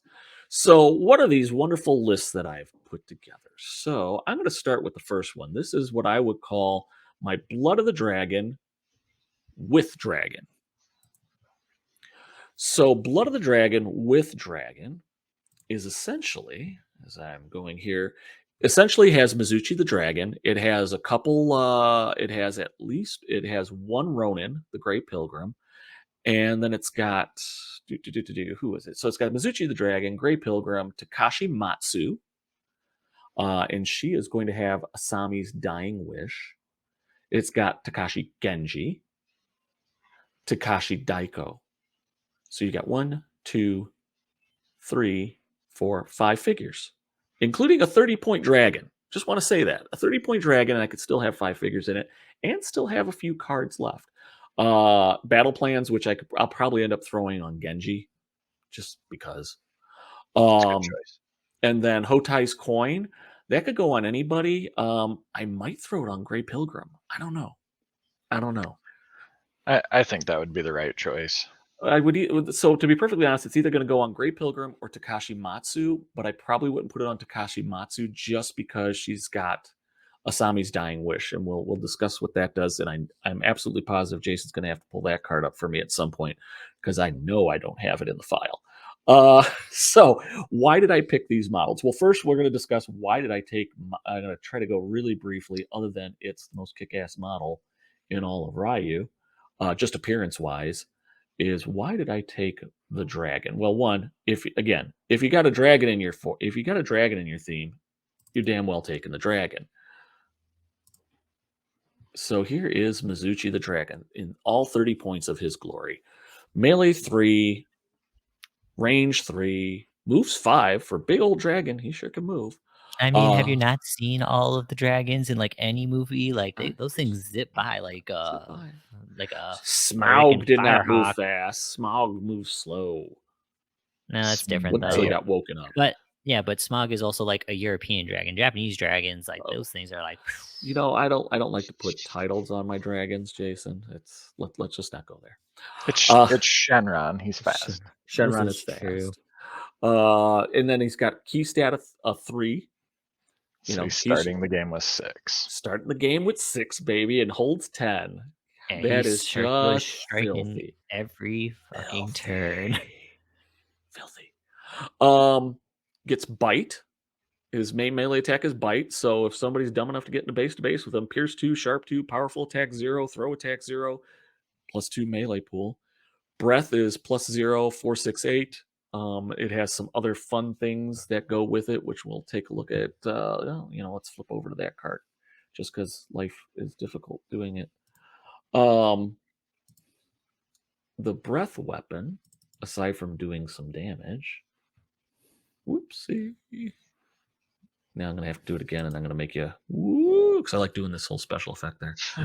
When resolving a ranged attack as part of a ranged attack action, successful attacks cause the target to gain a prone marker in addition to any wounds. So I've knocked you down. And yeah, that one's the icing on the cake for that one is just... And did wounds to you. Yeah. And so why is he in this list? Because, it doesn't say dragon in Blood of the Dragon, even though, it's titled Blood of the Dragon, so you figure he should be in the list. Well, because this model may be recruited into any prefecture theme that does not specifically restrict it. Doesn't say can't have him. So guess who's in this list? Oh, damn. Getting 6 key to start, baby. Damn, that means I could have taken him in patrol. Yep. I should have reread. You gotta know. You gotta want the dragon to get the dragon. Wait. Don't go chasing the dragon, Jason. Don't go chasing the dragon. Want the dragon. Do the do. Let's do the do. Oh, but he's only a medium base? I could have swore he was large. Oh, damn. Okay. No, he's medium. I know. I'm just saying he should be large, but no, he's only medium. He's a svelte dragon. He's in shape. He's not like he's not Ryujin. Like one of those chubby dragons. No, he's not Like- like Ryujin. Ryujin's all got water weight. That's terrible. Oh crap! I never realized he was a medium either. I mean, I didn't realize it until I saw the back of his card because I'm like, oh well, at least he can be. I was gonna say he could be shot to death, but it's like, okay, that argument just got thrown out the window because he still can be. It's just harder to do.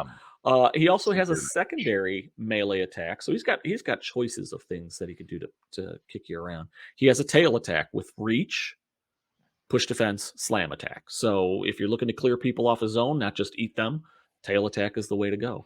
Armor 2, so that's pretty solid armor. Cloud walk, so he goes wherever he wants to go. Fear 6, he's a dragon, people. He's scary. Unlike snake people in Edo, just saying.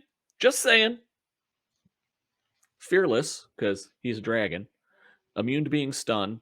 Why not? Metal, which I can't remember what metal does, but I'm sure it's something dragon-like. He's the only thing that has it in the game. It's a really weird one, but I'll double check it. There's a couple others that have it, but he has it. Sixth Sense, because dragon, and Tough 1. So if you're able to get through all this other crap, he's going to reduce your damage by 1. Oh, here we go. So metal. When this model is not the activating model in an opposed key test, the attacker must discard its X highest dice roll before the final result is calculated. Yes. So he's basically they had to create a different ability because they didn't want to give him soulless for some reason. Because he's a dragon. Dragons have soul, baby. Yeah, there's only 3 models currently, at least in the app, that have metal. Okay. Oh, okay. So it's him, a Tengu model, and then Tanichi. Okay. Yeah. I just thought he was the only one. Which could have been taken in this list, but I didn't. So that brings us to his feats, his circular strike and force manipulation. Both of them are decent. There's nothing really bad about having either of those two. Well, unless they didn't, I don't know. Did they ever fix circular strike? Well, no, I think it's still the same. So you strike everybody, including. Well, yeah, that was always. I mean, it's always been that way. And I don't. This model gains aware, which I find kind of hilarious because he has Sixth Sense. But that does make his Sixth Sense doesn't give you 360-degree arc. Right. It just means you can sense 300. You can't be surprised. So he gets aware, and then until the end of this activation, then makes. It's the aware until the end. Yeah, makes a range attack against each model in range, which I'm fine. He's a spinning dragon, people. He's going to hit friendly models. Here's a thought. Don't be in range with your guys. Otherwise, they're going to get hit. In range and line of sight, in any order, these attacks are not affected by the penalty for having made range attacks previously in the turn. So you're going to get your range defense against them and whatnot. But basically, I make a range attack against everything, and they all get prone. Down. They all get proned. Yeah. And take damage. The thing that I was referring to is if you hit yourself, because hitting yourself because it's ruling. Yeah. I think they've addressed it. I'd have to take a look at the errata to see. I haven't looked. Yeah. I know they're going to address it, so it'll probably be after UK Expo. That's the only thing that I dislike about using circular strike right now. Is rules as written says you hit yourself. Right. Hitting my own models, whatever, that makes sense. I know I've complained about it in the past just because I didn't realize it. Yeah. But yeah, hitting yourself is just dumb. No, I don't disagree. Hitting yourself would be silly on it, and I don't think they intended it. But again, when they kind of put it together, they didn't realize they wrote that in. Second feat is. Were they writing in the Queen's proper? They were. No, I think they just. It's one of those where, it totally doesn't make. I think it's just rules as intended versus rules as written, but we're a very rules as written game. So rules as written is you hit yourself, but really what we intended to do is it's like a pulse. Yeah, which would solve the problem. That affects everyone, except himself. Force manipulation. When this model declares a range attack against a range attack action, choose one of the following range. So I can make it longer. That's what she said. I was just beating you all to punch, people. Your Mountain Dew's not helping you at all. Range strength 1, which is kind of nice, and the range weapon game slam attack. Again, not bad. So in general, he's a 30 point model, but I'll tell you what, he's worth every penny of it. And in this theme, with getting that double key to get at the get-go, he's gonna do a lot of stuff. He is going to be, so there's only, and correct me if I'm wrong, gentlemen, there's only a couple ways really to deal with him. I'm going to just leave this open so that way it's a little faster for me to move around. There's only a couple ways to deal with him. Either A, you're throwing a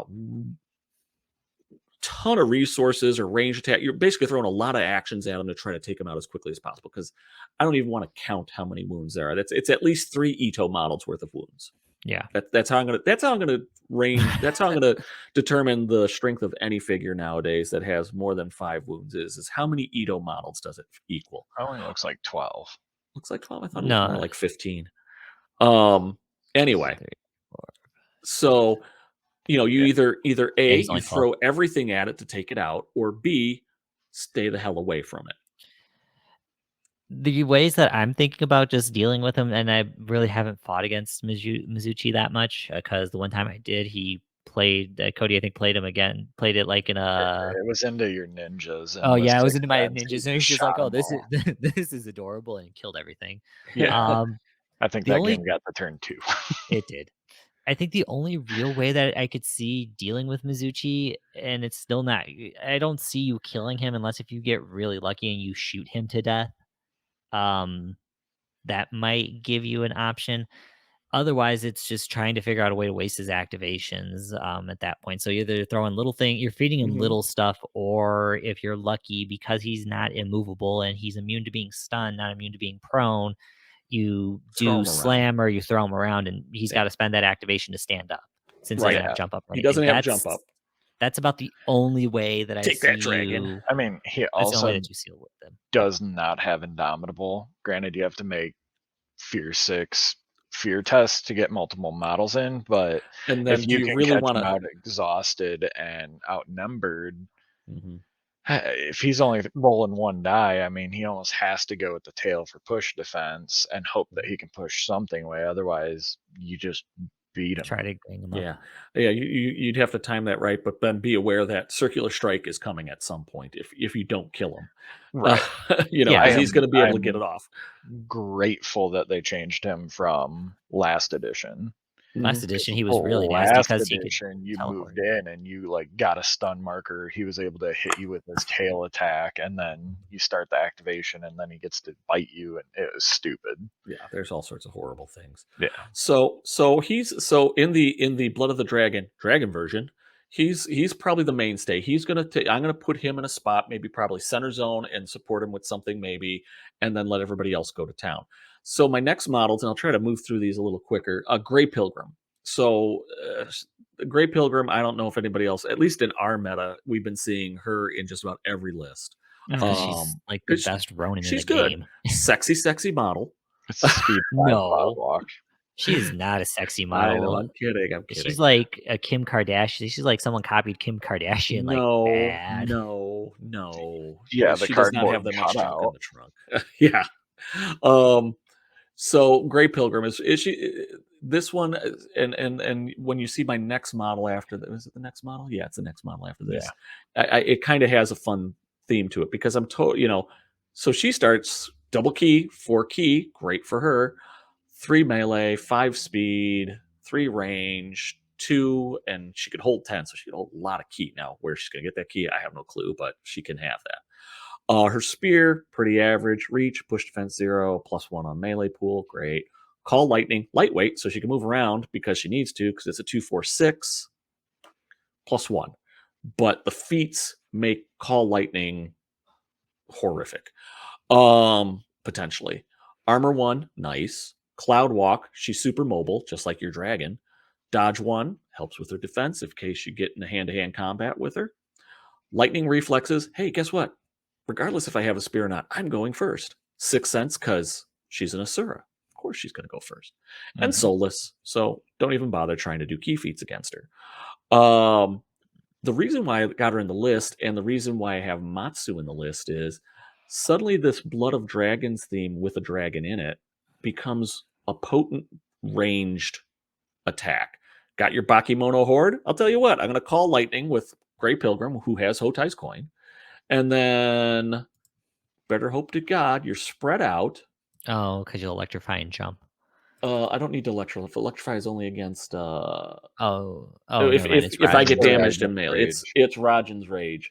When this model makes a successful ranged attack, after that attack is resolved, but before its activation ends, it may make an additional ranged attack against a model within 3 inches of the last model targeted. Ranged attack is considered a medium range ban. Ignores range, ignores range, line of sight, and camouflage. So basically, if I have enough ki, blast one, blast one, blast one, and then I'm out of ki. If I had 6 ki, she could have 10. She could do it 5 times if I get it right. She doesn't get 10 ki. She gets 8. She could. No, I said 10 on there. She's 10. She's 10. She is? Grey Pilgrim? 10. Yep. Yeah. No way. Yeah. Yep. Hold on. I'll put the. Dude, You're ruining my thing, Jace. I'm sorry. I think people maybe should be drinking these Flaming Hot because the Flaming Hot is obviously affecting my eyesight. So then the other wonderful thing about whether you do it with Call Lightning or Rajan's Rage, if attack gains a model damaged, so I do have to damage you with my lightning, gains a stunned marker. So now you're down 1 die. If I do anything, model cannot be this model cannot be targeted by Call Lightning, range attacks, or range attacks generated by Rajan's Rage feat. So if your opponent has a Grey Pilgrim in their list, good luck trying to Rajan Rage or Call Lightning on top of it. You won't, and you won't do it to them. And then again, when they get into melee with you with Grey Pilgrim, or if you decide to go and fleet her up the field and accidentally get engaged with people, until the end phase, when this model damages or is damaged by an enemy model with a melee attack, that model gains a stun marker, and you may push that model 1 inch directly away from you. Fun fact, if you are attacking first or second, it really doesn't matter, and your opponent hits you and does 1 point of damage, stun marker. If you hit them in return and do 1 point of damage, stun marker. So now they come out of it with 2 stun markers. They're still only going to be down 1 die, but that's going to linger, or they're going to have to spend a wait action to get rid of all the stun markers that are on them. So it's a great way to kind of accumulate them. And then if they attack you and you push them 1 inch directly away from you, then you can blast them with Call Lightning on the very next turn if you have the activation. So, she's just really good. It's short ranged attacks, but it's range nonetheless. And I will say, and we've kind of said this before, range in this game can be very, very deadly. And I'd say if you're able to effectively do it at close range, it's even deadlier. Mm-hmm. And with no reloads or ammo, anything. And she's lightweight. So you could do it. Helps. Yeah, you could do it twice a turn. Yeah, I mean, in theory, you could do it if something was silly enough to be up close, like let's say, a fast Ito model. You could hit it on turn, last activation turn 1, first action turn 2, second activation turn 2. I mean, you could for 12 rounds in theory, you could still blast away with it, and I would still say it's pretty damn effective. And even more so because you get that extra ki at the stop. Again, she doesn't have critical strike, so that kind of sucks. But in general, I like her. My next model, now I gotta. No, I don't want to close that. That would have been terrible. Is Takashi Matsu. There's a reason I took Takashi Matsu, and I'm pretty sure that I wasn't smart enough to take her card. And by card, I mean her enhancement. So Takashi Matsu, she's a samurai, she's a Senjuja, so she's a wizard, Harry. Not a hairy wizard. Melee 2, that's not her thing. She moves 4, pretty much just like all the other Takashis, slow and lumbering. Range attack 3, awesome, because that's what she's there to do. And 2/6 on ki, which will be 4 because she's going to get double ki in the first turn. Unarmed, so she's just boxing you. So -2 on damage. I mean, she's a girl and she's punching you. Not that girls can't hit hard. It's just she's a little girl. I mean, That's better than Wasapu. Wasapu has a knife and he's -2 still. Her Call Lightning, I think, is slightly better than, at least for range, than Grey Pilgrim. 369 is... Yeah. That's standard. So slightly longer range, but she doesn't get the lightweight, so that kind of sucks. However, she does get melee prowess 1, which Grey Pilgrim doesn't. She gets range defense 1, nice. Resistance 1, nice. And 6 Sense. So far, 3 models, 3 6 Sense. Nice. She's turning to the ninja list, Cody, or the list that Cody whooped my ass with. Same list almost. Well, essentially, she's a mini Grey Pilgrim, is what she is, because she's got Rajan's Rage and she's got Force Manipulation. So basically doing the same darn things. And there we go. That was not what I wanted to click. Oh my goodness. Eventually, viewers, because of course you're not seeing any of this on the podcast. On the podcast, I will learn how to actually use my computer. Or we'll buy you Microsoft PowerPoint. So yeah, she doesn't have any other special abilities. That she has Rajan's Rage, which we've already described. Basically, she could start incinerating small Bakemonos or anything that's clustered tightly together. And Force Manipulation. So instead, her range band becomes 4, 8, 12. That's fairly robust. Strength +1. Again, I think she's already +1 on her range attack. So strength +2 on a range. That's also pretty damn good. 0, I think, on her Call Lightning. We'll take a look in a second. And then she could gain Slam Attack 0 on the range attack. So fun.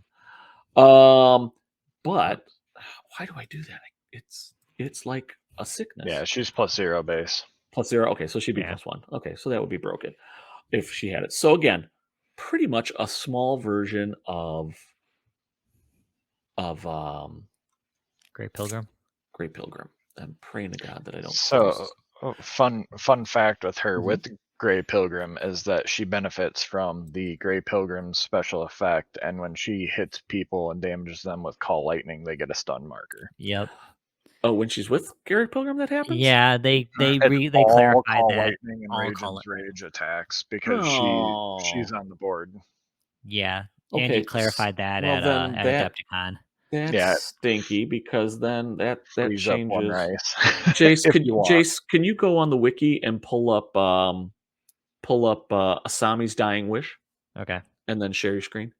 Okay. So the reason why is Asami's Dying Wish. If you've kind of read some of the storyline, from second edition, they had the storyline about how Ito and Ryu were going to be forming some kind of formal alliance by having one of the Ryus marry into the royal family of Ito, marry Itsunagi. And then of course, while she was living in Okio, she discovered that Itsunagi's this really, really cool dude and couldn't stand it anymore and wanted to get a divorce. No, she found out that he's kind of an evil snake dude.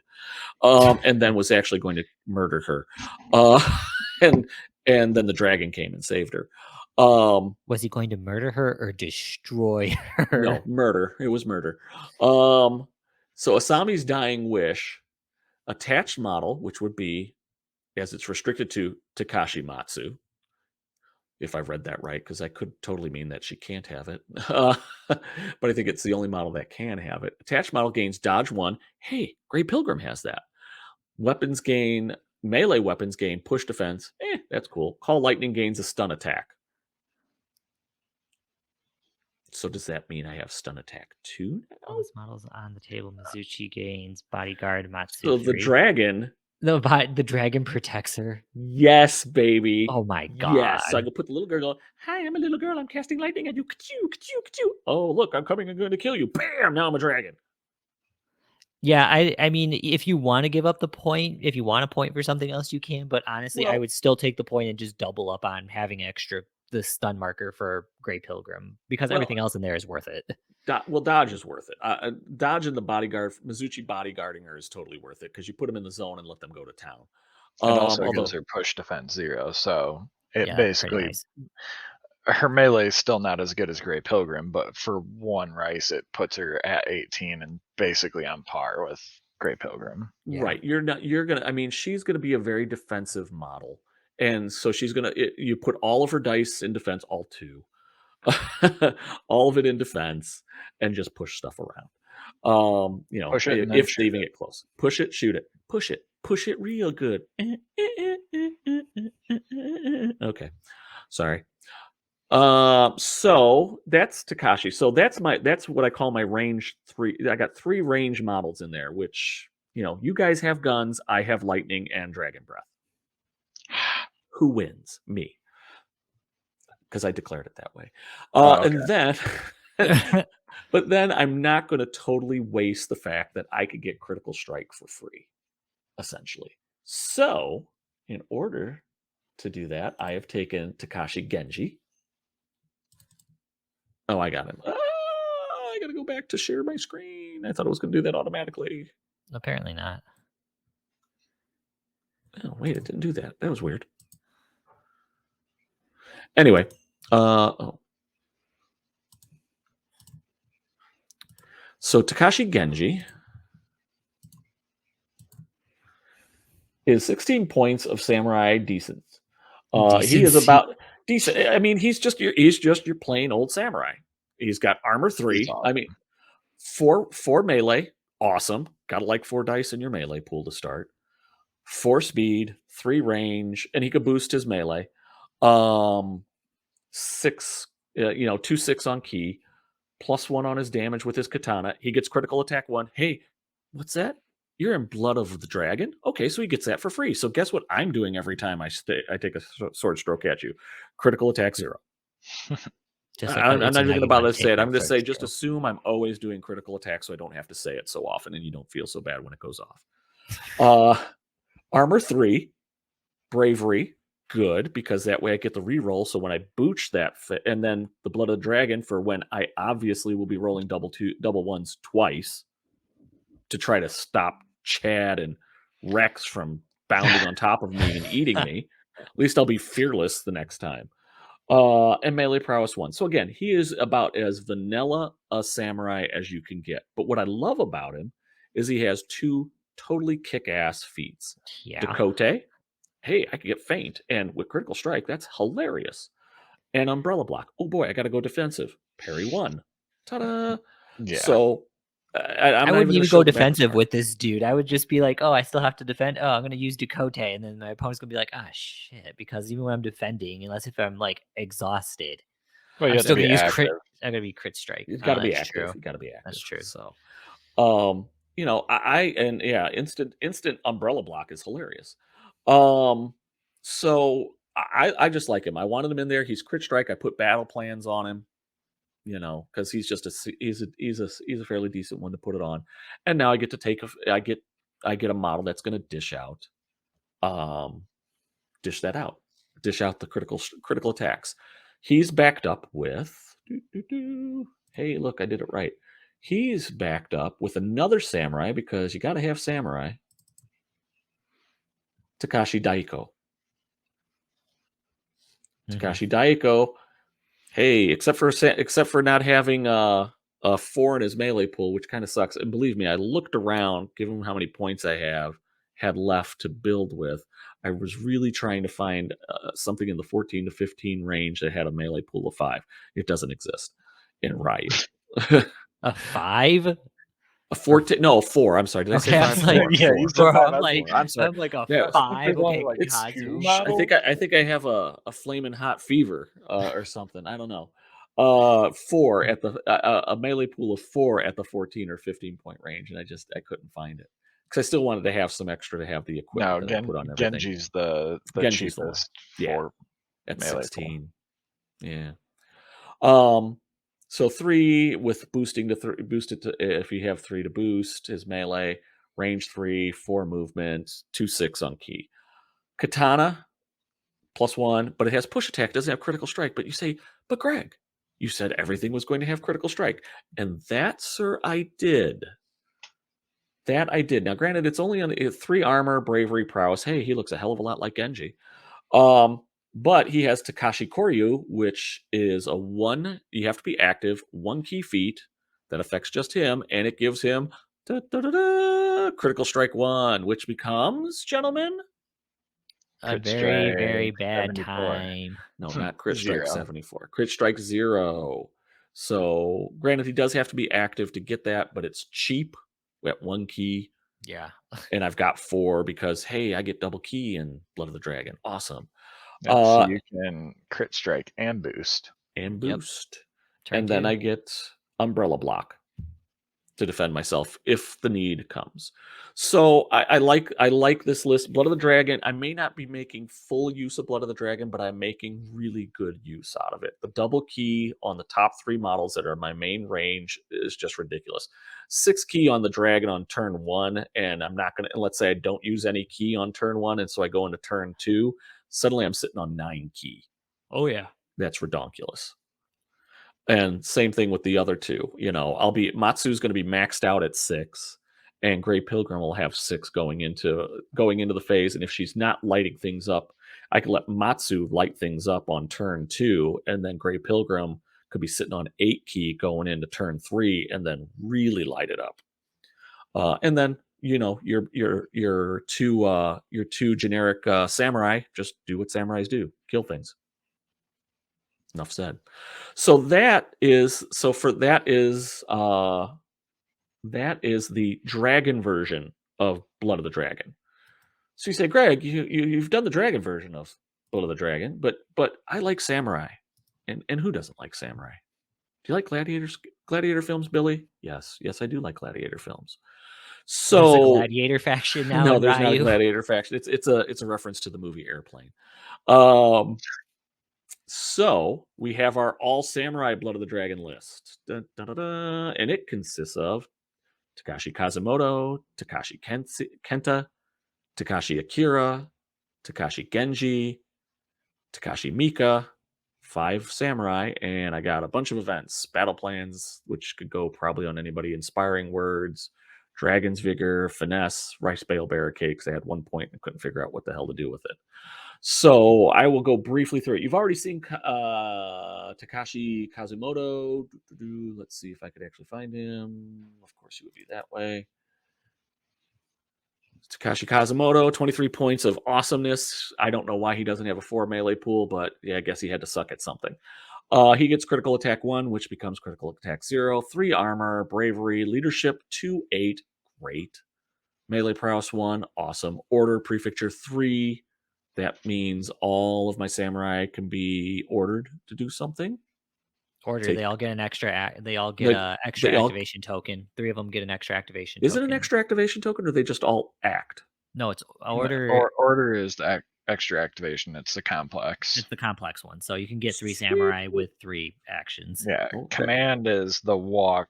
Simple action. See, I thought order was that way. It's an activation. I don't like command. Yeah, well, order, if I'm given 3 samurai an extra action, so I got 3 actions on 3 samurai. That's awesome. Yeah, that's why he's 23.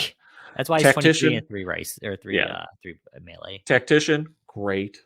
Tactician 2. Tactician 2. So I'm winning. That's called winning, Jason. That I play Ito. I'm not used to winning.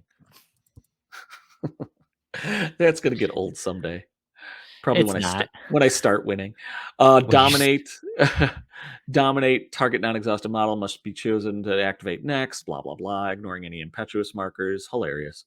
Tactical Master. This model gains command friendly X until 8 inches till the end phase. So I can just have them move. Oh, command is the one where they kind of all group attack something. That's what it was. So I give 3 action. I give 3 key tokens to 3 samurai. Then, and it might not be until the next phase, so this is all moot point anyway. No, it says I'm the active model. So as the active model, then I give the command, and then have all 3 of those models simultaneously. I shouldn't say simultaneously, but they're all going to go in the same round at the same time before my opponent gets to act. Yeah, command's a simple action. Yeah. Oh, they have it as just active. They get errata. It's an active. Well, no. Oh, it's an active. Oh, active key feat, but it's simple action, and the other one's a complex. Okay. Yeah. See, those confuse me. That's probably why I don't use them. Which I'll just stick to inspiration. Yeah, but it does allow like you said, a group attack if you do command, because it's a standard simple action. Yep. And what's more hilarious than having 3 samurai with critical attack come up and beat on one of your models, and you don't get to respond until after all 3 are done? I think that's fun. Inspiration active, friendly model with a rice cost less than this model gains +1 to its melee pool. Hey, he's the most expensive model on the list. He could give it to everybody. Awesome. So that's why he's in the list. He's a supporting model, but he could still kick ass and gets critical attack 0 because of the theme. Awesome. And double key first turn. Hilarious. So you say, well, why do you have Takashi Kenta in there? I'm glad you asked, Cody and Jason. Because I didn't take Kenta because I thought about it. He was one that I would have taken for the other one for Kazumoto. I don't really like him that much. I think he's pretty neat. I think he's pretty good. So he has lesser leadership, melee prowess. So 4 dice in attack, 5 dice in his pool that could boost, 4 dice in his ranged. Interesting. 4 in his movement, 2 8 on the key, which he'll start with double because awesome theme. His katana, critical strike, counter strike defense, push defense 0. Sweet, and super sweet. He's aware, nice, fearless, cool. Leadership prefecture, can't have enough of that. Prowess melee 1, sweet. Parry, even better. Resistance, cool. And then he has his 3 feats. The first one, I'm not even going to, before I even flip over to talk about his key feats, he has inspiration. So in theory, I could have Kazumoto and Kenta sit back and boost 2 of the other 3 samurai in my list, improving them immensely. Yep. Unassailable, I believe, is unblockable. No, it gives you Indomitable too. Indomitable too, just like Satoshi. So he could fend off attacks, and Shuden basically makes critical attack 0, which your theme does it. So you basically don't use that. I don't use or you don't use that ability. That's the only downside. It's a waste. But in theory, it saves me 2 key if I was going to actually spend it. Now I don't have to. Awesome. That means I could inspire more people. No, you can't. So that's following turns, I guess. So good fighter, no armor, downside. But he's inspiring, and he can at least hold 2 people off at one time and still have critical attack 0. So enough said about him. Cool.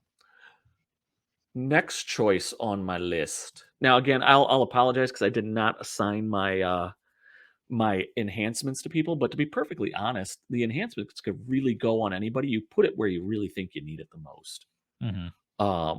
More than likely, inspiring words is going to go on Kazumoto, but it can go on Kenta if you really want to. Finesse might go on one of the other ones just to protect you from brutal, and that's just an if. Dragon's Vigor, battle plans, you're tossing on somebody just so that way it's there. So next up is Takashi Akira. This is the model I always try to put in my list, and I can never afford him. Really? I find him super affordable for some bizarre reason. Because he's only 18 rice. I don't, because for 1 rice more, I'd rather take Hagane, or 2 rice less. I would rather take Genji. Okay, can you believe it? I don't have his card. Oh no, here it is. I was like, you should. I do. I had to find it. Just took a second. Remember, I've had Mountain Dew. Maybe I should go get my can of Mountain Dew. It's way over there though. So Takashi Akira. Just when you think you don't have enough badasses, here comes Takashi Akira. So base melee pool of 4, sweet, boostable. Speed 4, range 3, 2 8 on key. Katana, hey, it does +1 critical attack, push defense. That critical attack becomes critical attack 0. Awesome. Armor 3, bravery, resistance, melee. There's nothing in this thing that I don't like. Yeah. Dakote gives him feint. Hack gives him brutal 1. Right? No, it gives him powerful attack 0. So hilarious. Powerful attack 0 team with critical attack. One way or another, you're going to do something awesome with him. Yeah.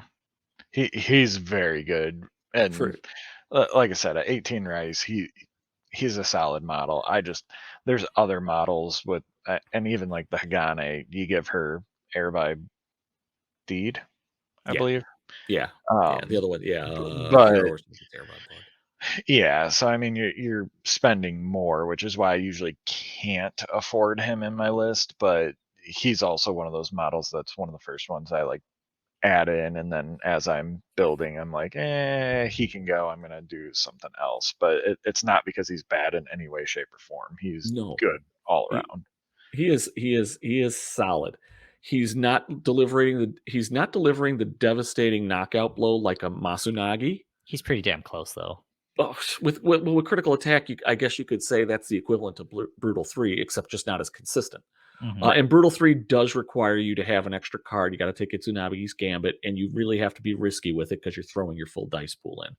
But, you're either doing Dakote or hack depending on who the target is. If you feel the target's going to go full defensive, you go into Dakote. So you can make them re-roll one of the defense dice. If you think it's going to be a fair-up fight, or they're only throwing 1 or 2 dice in, and you've got 4, and more hilarious is, let's say, Kenta or Kazumoto give him an inspiration, so now he's got 5 dice. So when someone says, yo, I got 3 dice, or I got 4 dice, I'm going to go 2-2 or 1-3, you go, all right, well, I'm going to go 3-2, 3 in attack, 2 in defense, and good luck to you. The hack will really come into play against like high armor models. That, or even like if you want to make sure you kill a Bakemono more consistently, because I mean you can crit strike a Bakemono, but is it really worth it? Whatever. Right. Well, here's the trick. You're paying nothing for crit strike. You're only really using push defense if you want to push something out of a zone or push them away for some other benefit. You're just always, when it's crit strike 0, it's free. You're just saying it. It's like not saying combo attack 0 for Itsunagi or something like that. Right. The only reason you don't say it is because you forgot. You had too much flaming hot Mountain Dew and your brain is on fire or something. I don't know. That's just from the sugar. It's from the sugar. And feel the diabetes. I know. That's why, again, I wanted to go to sleep tonight, so I didn't drink it all. So again, I find him a solid addition to the list, and I honestly could see him used in any list that could take Samurai in Ryu. He's good, and if you're looking for a cheap addition, he's the way to go. He could do real good in this list.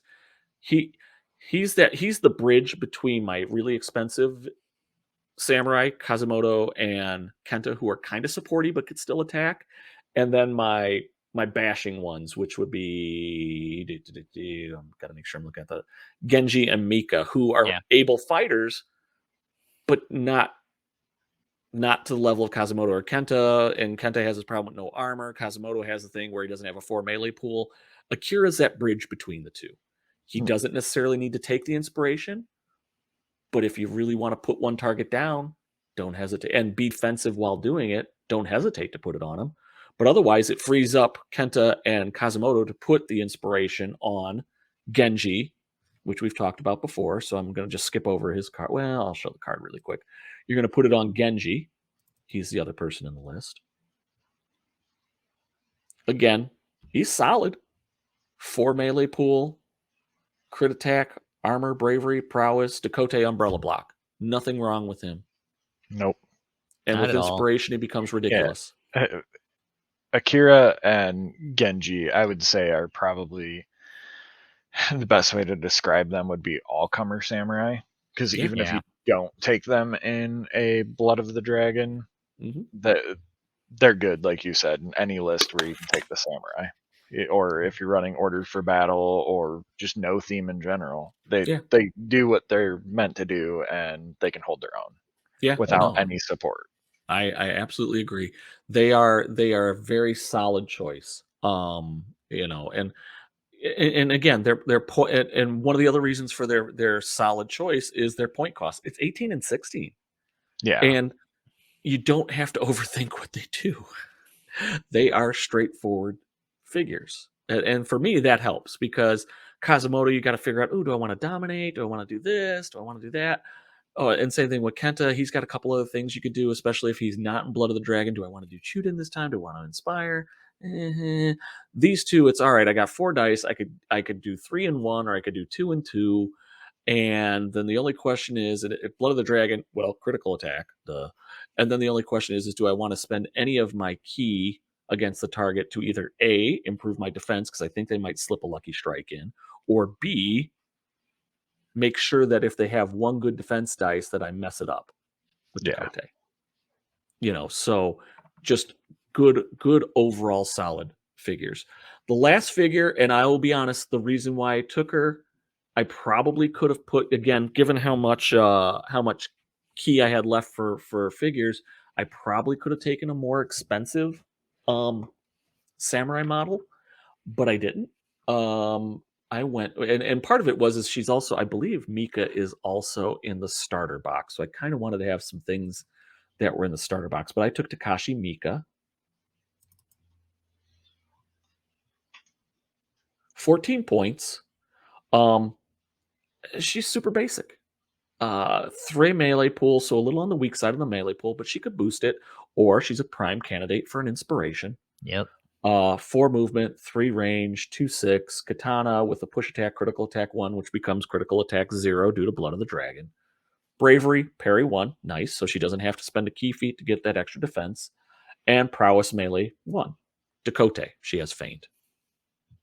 Again, nothing glamorous about it. She just does what she does. She does have one unique effect. If for some bizarre reason you decide to go full hog and go all out in combat, put all your dice into attack, she will get brutal 1. That's pretty sweet. That's pretty sweet, especially because she has natural parry 1. She will always have 1 in defense. Mm-hmm. I mean, that's pretty legit right there. Just the fact that she gets that on there. So I'm like, all right. Yeah. I still feel, yeah. Ryu's got a lot of the cool stuff. And I mean, having crit attack and everything, but Blood of the Dragon to me is like one of those things where it's like, damn, that's just really good. And unless if you try to swarm it to death, which you proved in the dragon list, if it's all samurai, I can maybe swarm it. But otherwise, if I try to go toe to toe with it, it's like, yeah, no, I'm going to lose just because you got a 20% chance of just one shotting something. Yeah, so like I said, this list, maybe I didn't take like the heroes or the Akios or some of the other more glamorous high cost models because my goal in both lists, I'm not comfortable playing at 4 models. So I was really trying to get to 6, which was not working itself out well. In both the dragon version and in the all samurai version. I probably could have pulled it off with the all samurai version, but you take a hit in the all I samurai balanced version. it a little bit. 5 will work.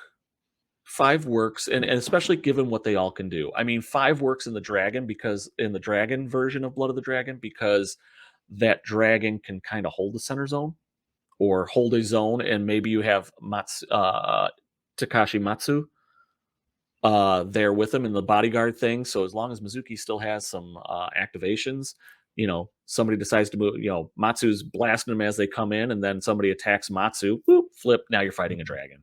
Haha. That was hilarious. So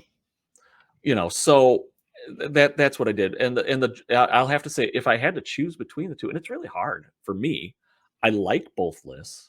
And I'm not really a Ryu player. That was going to be my secondary faction. I had won in something tournament. I'd won the old Takashi starter, and then I got the new 2-player set. So I had a bunch of figures for it. It was a really good base to start it with.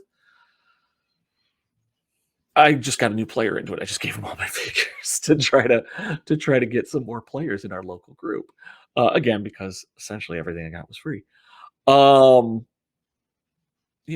I do like Ryu. Ryu is that samurai list, and the Blood of the Dragon lets you build that dream samurai list. Or you could get a little more creative and throw a dragon in your list, and then start picking some not necessarily samurai options. It doesn't take full advantage of the theme, but it's still a hell of a lot of fun. And I could still throw in some samurai that get the bonus to the crit attack and everything else. So those are my themes. That was my theme. That was the theme that I covered, and that was my list. I really do like Blood of the Dragon. I probably would try to build on it. I probably, if I had to rank themes for my personal enjoyment, I don't know by effectiveness, but by enjoyment, I'd probably put Blood of the Dragon number 1, Claws of the Dragon number 2, just because it opens up a few more options.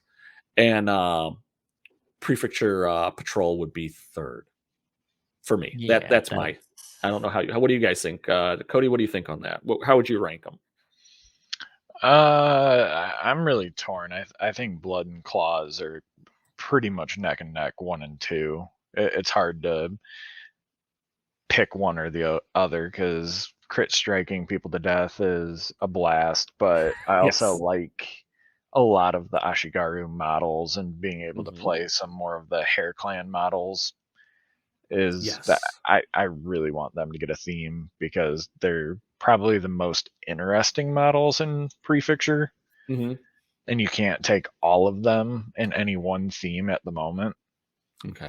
And so and also, but those two, and then Patrol third. I mean, nothing wrong with Patrol, but the other two are just kind of Yeah, I'd rank it the same way as Blood first, Claw second, and then Patrol third. I like Patrol. It's got some cool stuff, and you can do some interesting things either way, but it opens up the gamut for what you can do if you really want to. But the effects for the other themes are just way better. Yeah. It is a really good starter box theme, though. Yeah. For Patrol. Yes. Yeah, I would say that if you're looking for a theme to build on, and did Patrol come in the starter box? That's probably why. Yeah, Patrol is the new starter box. Oh, there you go. But that's not a bad theme to build off of. It gives you a solid core. The starter box gives you a starter core to start with, and then to build off of that with the theme bonuses you get is not a bad thing. I mean, when you look at what the themes do, and you guys could correct me if I'm wrong, or feel free to correct me in the comments, because Lord knows I'm wrong often. Prefecture Patrol is all about outmaneuvering your opponent, because you're getting just a metric ton of pass tokens. Yeah. I would say if you get the cards to give yourself coordinated attack with all the Ashigaru that you're going to have in there, or any kind of cards that would improve the Ashigaru attacking in bunches, so much the better. And then anything that could give out extra activations in cards helps, or throw out Inspire. Add that to that list, and that's good. So Kazumoto, I don't have a problem with Kazumoto in that list, but if you want to save a couple points, 1 point, 2 points, then you put Kenta in.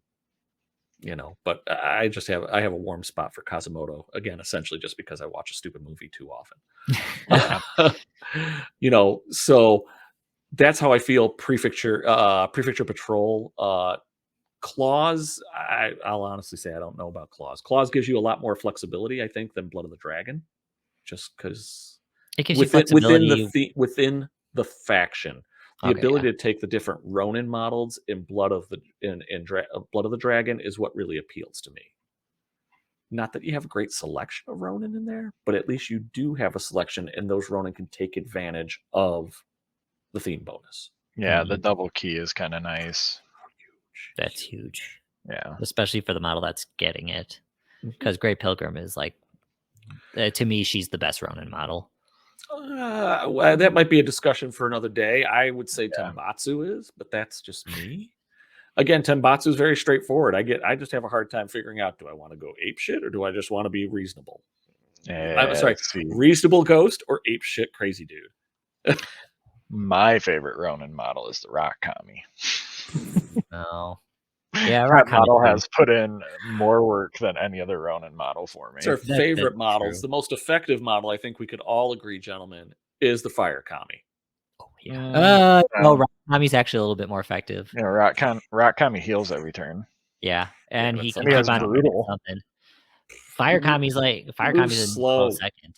Fire Kami dishes out the damage. Being defensive isn't sexy, people. Being offensive, sexy. Super sexy.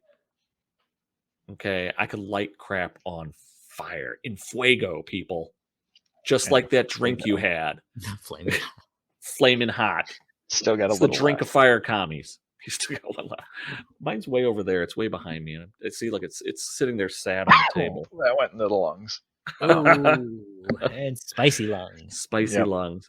So I think that what do you guys? So do you guys have any other thoughts on the thing? I think I covered that. The claws gives you a little more flexibility. Blood's just hella fun because you really get to take advantage of the crit attack and being all samurai. Yeah, another good crit attack model that didn't get mentioned is Ryokisha. Yeah. At Samurai 19 Jack. Rice, I mean, he's kind of the anti-Kinshi Temple tech with the ability to elongate turn 1 or turn 2, depending on if they take War Weary and prevent them from ramping up quite as quick. And then, also prolong or ending turns. Like if you have a good scoring turn, you can end it just so you get that victory point. And he's not a bad fighter either. He's not. I mean, as far as all the Ryu stuff, I mean, Ryu is always. Whenever I play against Ryu, I'm always know I'm in for a tough time. I guess the only thing I would really say, and I mean, it's more of just like a cautionary tale, especially if you and your buddy are both gonna like break in the old 2-player box set, or one of you decides to go with Ryu. Just know with great power comes with great responsibility in that one, because Blood of the Dragons, especially like on those first early games, it can leave a sour taste in some people's mouths where it's like, you know what, fuck this, I'm done with this game, for the person who's on the receiving end. Yeah. That's about the only like cautionary tale that I could really say with it. Otherwise, I mean, if you're getting into Ryu, you're not going to really regret your decision. You can cover your bases pretty well, and you can do it and feel like a badass in whatever way you're doing it. Ryu may not have the sexy special abilities that some of the other factions have, or have some of the key quirks, but they're just solid. They're if you had to compare it to the one of the popular game systems on the market and their figures, if you're looking at 40K equivalent, Ryu are the Space Marines. Yeah, absolutely. They don't really have the fun, funky. They don't have the blood of other Orochi or the dragon. They have the dragon. They're the military. Yeah, that's can't really build on it that much. I guess what your description and how you just kind of tailed off explains Ryu exactly. Yeah, you want to say something sexy about him, you want to say something fun, but there isn't. They move in slowly, beat the shit out of you, and they're done. Ta-da! And they have a dragon and 3 dogs. There you go. Yeah, pretty much. And a rabbit clan. Well, I'm sure we'll see some rabbit models at some point in time. So I think that pretty much wraps up. So that pretty much covers the 3 themes that are Ryu.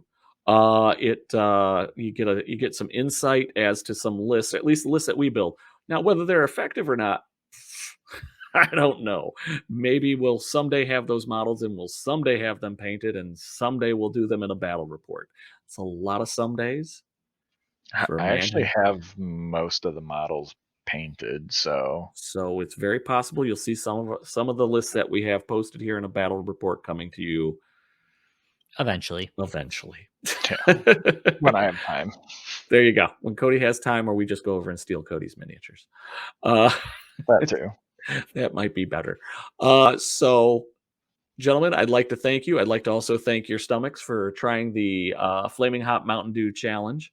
Like I said, I enjoyed it. I mean, like, I'm not feeling any after effects. I know why they call it Flamin' Hot, but I was expecting some more of a spicier flavor rather than just a burning sensation going down the back of my throat to my stomach. That's really what it is. It tastes good. Yeah. I don't mind the taste, but it's that burning sensation. I'm kind of like, this is supposed to be enjoyable. This is more making me worry that I have to go see my doctor. I don't know. So yeah. So things it's all good. You guys don't have the rest of this 12-pack in your garage, so that's all right. I'm sure we'll find a way to use those. Just bring them to the next battle report, and every time you bungle, you got to take a sip. Oh yeah, there you go. Smooth. Get drunk off the sugar. Can we get a hangover off the sugar? Yeah, absolutely. There you go. So next time, I think what we'll be doing, so things to look forward to, we're going to try to get a podcast taped in here sometime soon. So I'm hoping in the next couple of weeks we get 1 or 2 of them taped in, so we have a few in the can to share with you. We're probably also going to be bringing Arena Rex into the fold. So you might see a couple battle reports for that. And we're probably going to start rolling out some discussions about the different factions for Arena Rex. If you are not familiar with Arena Rex, and we're going way over time, but that's okay, you're getting a lot of painting time done. If you're not familiar with Arena Rex is this great game done by a company called Red Republic. Republic Games. Do you like gladiators? this is the game for you. You like a beer and pretzel game that's really dynamic? This is also the game for you. And that's the thing. It's a beer and pretzel game, but that's not what the screen that I want. What the heck? Stop sharing. Eventually, I'm going to actually figure out how this all works. If you want a game that you played and haven't touched for 3 years, and then you hop in a tournament and go like 2-3 after not playing for 3 years, this is the game for you. This is the game for you. Arena Rex. Models are gorgeous. They are resin. But again, the rules are very, very simple. Well, I won't even say simple. The rules are very straightforward, but there is a ton of depth to it. And by depth, there's a lot of tactical depth, a lot of maneuvering. If you liked watching the movie Gladiator, this replicates that to a certain degree. Extremely balanced would be another phrase I would use for this game. There are no points. You just simply pick your forces, and it has the most flexibility probably out of any miniature game. Yeah. Because it literally, you can play the rule of cool. Like, you like the horn guy in that little screenshot. You like the bear down there. You just take whatever you want, and it might work. It might not. Yeah, it's a fun game. Now, like we said, it's not one of those games that it is not what I would call a lifestyle game, and that's how I've tried to explain it to people. Lifestyle game would be like a 40K. It would be like a War Machine. To a certain degree, it would be like a Bushido, where you're going to put a lot of energy, a lot of rule learning, and things like that into it. Like Cody said, Cody hadn't played the game in 2 years, and he got into it. He joined in the tournament at Adepticon and started out going 3-0. I was going 0-3, and I was playing the game somewhat regularly. He's going 3-0. We were going in different directions, but then it leveled out because then he got to the more experienced players who play it a lot and are really good, really, really good at it. But again, it's just that kind of thing.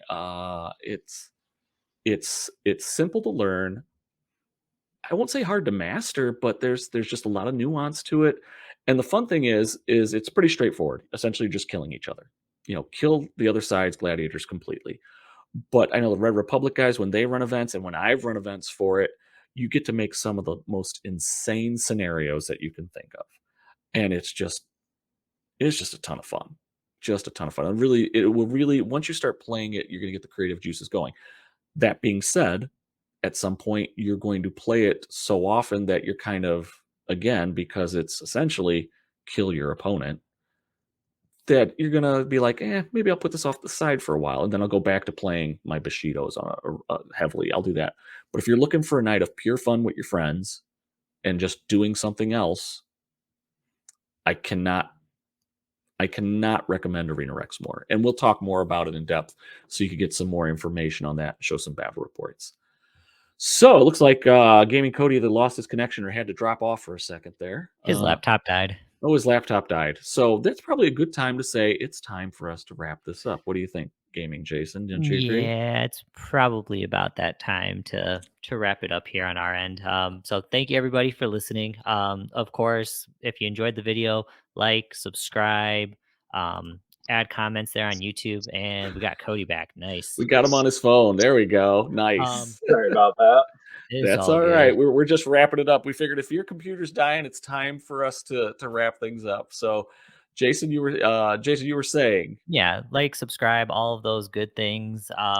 Just plugging along our way here. Hopefully you're enjoying all the content that we are putting out. If not, hopefully you're just enjoying the noise while you paint, because we all need to paint. And with UK Game Expo for our friends across the pond, Gen Con on the horizon for people here in the States. I don't know if there's going to be any kind of big Bushido event there. I doubt it. But still, you may have other games that you play miniatures with. Infinity. I know Arena Rex will have something there. There's Legion for Star Wars. There's lots of miniature games. So we are living in a golden age of miniatures. People enjoy it. Yes. Even if it can be a chore for some of us, me in particular, having to do all the painting that I do, and I do it poorly. Battle reports will be coming. Again, it's more of a issue of getting everybody together in COVID when me and Jason were living in the same house. Super easy if you enjoyed watching episode after episode of Silvermoon beating the shit out of Ito. It wasn't always like that. It was mostly that. So we're trying to get more variety on that. So again, it's just getting people together and doing some stuff and hopefully introducing some new faces to you too. So like Jason said, comment, like us, subscribe. All those things are good.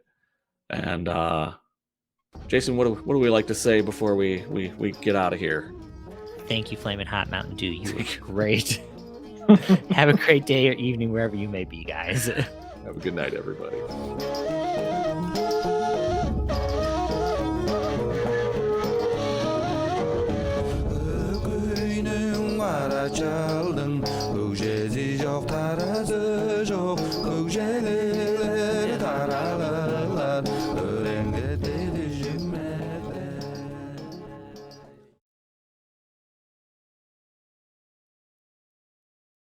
It's kind of like playing Ito. It's sweet but spicy. And it burns a little bit right here. Yeah.